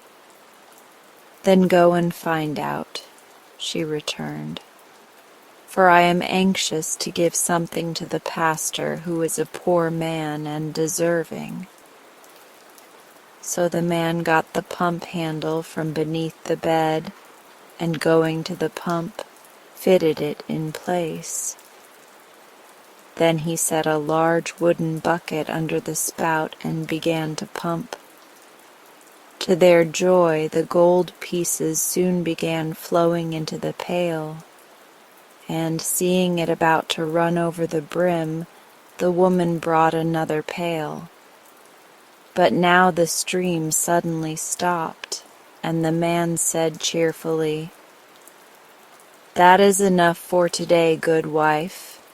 We have added greatly to our treasure, and the parson shall have his gold piece. Indeed, I think I shall also put a coin into the contribution box." Then, because the teapot would hold no more gold, The farmer emptied the pail into the wood box, covering the money with dried leaves and twigs, that no one might suspect what lay underneath. Afterward, they dressed themselves in their best clothing and started for the church, each taking a bright gold piece from the teapot as a gift to the pastor. Over the hill and down into the valley beyond they walked, feeling so gay and light-hearted that they did not mind the distance at all. At last they came to the little country church and entered just as the services began. Being proud of their wealth and of the gifts they had brought for the pastor, they could scarcely wait for the moment when the deacon passed the contribution box. But at last the time came, and the farmer held his hand high over the box and dropped the gold piece so that all the congregation could see what he had given. The woman did likewise, feeling important and happy at being able to give the good parson so much. The parson, watching from the pulpit, saw the gold drop into the box, and could hardly believe that his eyes did not deceive him. However, when the box was laid upon his desk, there were the 2 gold pieces, and he was so surprised that he nearly forgot his sermon. When the people were leaving the church at the close of the services, the good man stopped the farmer and his wife and asked, "Where did you get so much gold?" The woman gladly told him how she had rescued the beetle, and how, in return, they had been rewarded with the wonderful pump. The pastor listened to it all gravely, and when the story was finished, he said, "According to tradition, strange things happened in this world ages ago, and now I find that strange things may also happen today. For by your tale you have found a beetle that can speak and also has power to bestow upon you great wealth." Then he looked carefully at the gold pieces and continued, "Either this money is fairy gold or it is genuine metal, stamped at the mint of the United States government. If it is fairy gold, it will disappear within 24 hours, and will therefore do no one any good. If it is real money, then your beetle must have robbed someone of the gold and placed it in your well. For all money belongs to someone, and if you have not earned it honestly, but have come by it in the mysterious way you mention, it was surely taken from the persons who owned it without their consent. Where else could real money come from?" The farmer and his wife were confused by this statement and looked guiltily at each other, for they were honest people and wished to wrong no one. "Then you think the beetle stole the money?" asked the woman. "By his magic powers he probably took it from its rightful owners. Even bugs which can speak have no consciences and cannot tell the difference between right and wrong. With a desire to reward you for your kindness, the beetle took from its lawful possessors the money you pumped from the well." "Perhaps it really is fairy gold," suggested the man. "If so, we must go to the town and spend the money before it disappears." "That would be wrong," answered the pastor, "for then the merchants would have neither money nor goods. To give them fairy gold would be to rob them." "What then shall we do?" asked the poor woman, wringing her hands with grief and disappointment. "Go home and wait until tomorrow. If the gold is then in your possession, it is real money and not fairy gold. But if it is real money, you must try to restore it to its rightful owners. Take also these pieces which you have given me, for I cannot accept gold that is not honestly come by." Sadly, the poor people returned to their home, being greatly disturbed by what they had heard. Another sleepless night was passed, and on Monday morning they arose at daylight and ran to see if the gold was still visible. "It is real money after all," cried the man, "for not a single piece has disappeared." When the woman went to the brook that day, she looked for the beetle, and sure enough, there he sat upon the flat stone. "Are you happy now?" asked the beetle, as the woman paused before him. "We are very unhappy," she answered. "For, although you have given us much gold, our good parson says it surely belongs to someone else, and was stolen by you to reward us." "Your parson may be a good man," returned the beetle with some indignation, "but he certainly is not overwise. Nevertheless, if you do not want the gold, I can take it from you as easily as I gave it." "But we do want it," cried the woman fearfully. "That is," she added, "if it is honestly come by." "It is not stolen," replied the beetle sulkily, "and now belongs to no one but yourselves. When you saved my life, I thought how I might reward you, and knowing you to be poor, I decided gold would make you happier than anything else. You must know," he continued, "that although I appear so small and insignificant, I am really king of all the insects, and my people obey my slightest wish. Living as they do close to the ground, the insects often come across gold and other pieces of money which have been lost by men and have fallen into cracks or crevasses, or become covered with earth or hidden by grass or weeds. Whenever my people find money in this way, they report the fact to me, but I have always let it lie, because it could be of no possible use to an insect. However, when I decided to give you gold, I knew just where to obtain it without robbing any of your fellow creatures.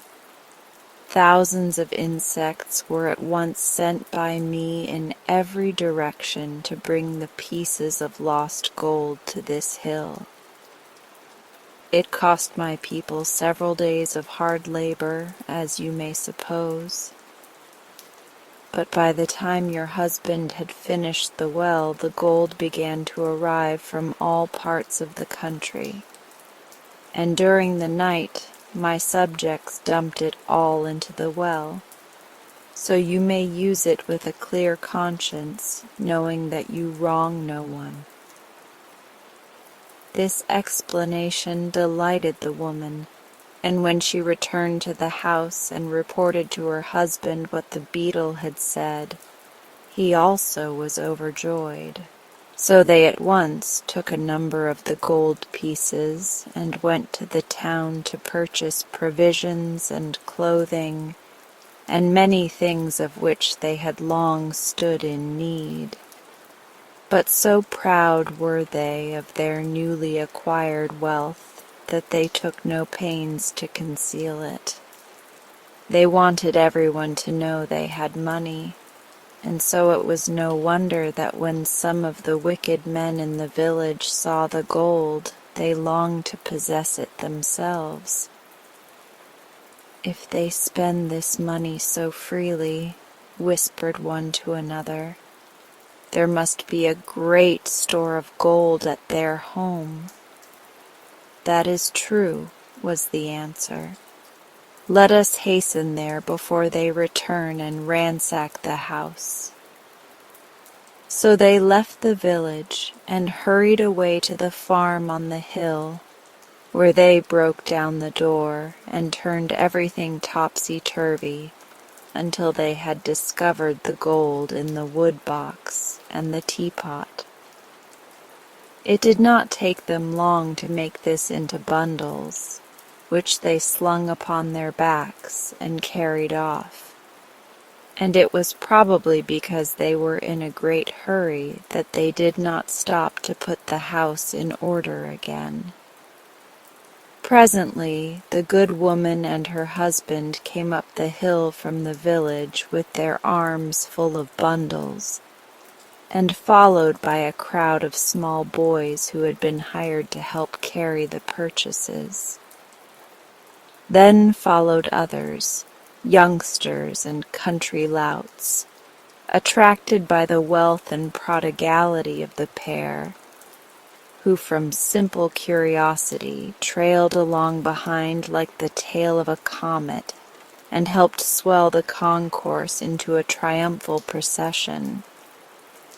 Last of all came Guggins, the shopkeeper, carrying with much tenderness a new silk dress which was to be paid for when they reached the house, all the money they had taken to the village having been lavishly expended. The farmer, who had formerly been a modest man, was now so swelled with pride that he tipped the rim of his hat over his left ear and smoked a big cigar that was fast making him ill. His wife strutted along beside him like a peacock, enjoying to the full the homage and respect her wealth had won from those who formerly deigned not to notice her, and glancing from time to time at the admiring procession in the rear. But alas for their newborn pride! When they reached the farmhouse, they found the door broken in, the furniture strewn in all directions, and their treasure stolen to the very last gold piece. The crowd grinned and made slighting remarks of a personal nature, and Guggins, the shopkeeper, demanded in a loud voice the money for the silk dress he had brought.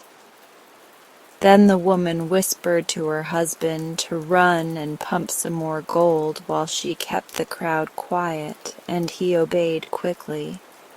But after a few moments he returned with a white face to tell her the pump was dry, and not a gold piece could now be coaxed from the spout.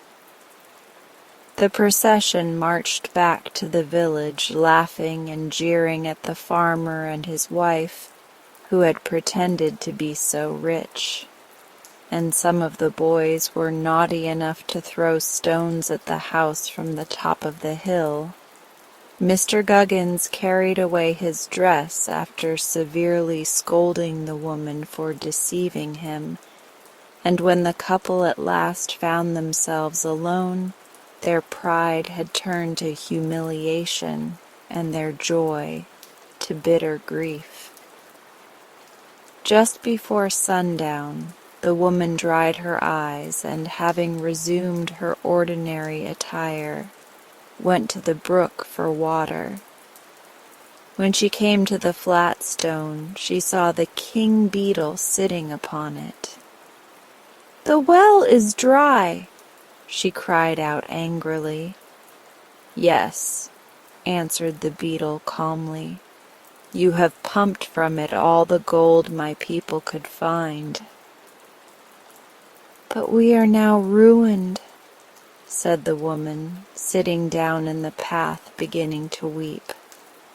"For robbers have stolen from us every penny we possessed."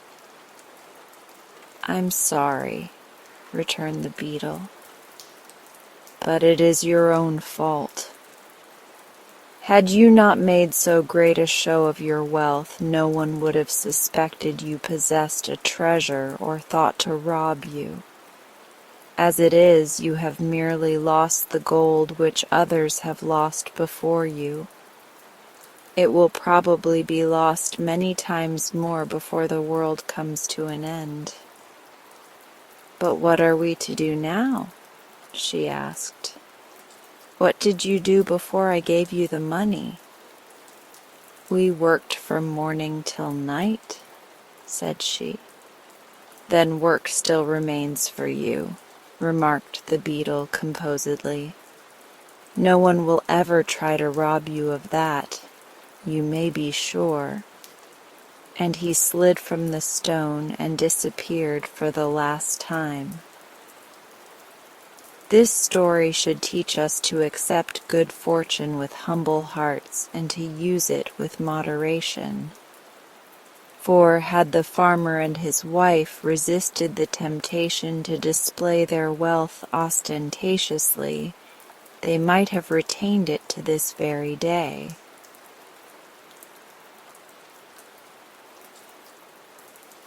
And now, as we come to the end of this session, if you're still awake, I would like you to feel the calm you've created within yourself. You've given your mind and body such a beautiful gift, a moment to simply be. Let that sense of peace stay with you as you move through the rest of your night. If you'd like, you can stay here a little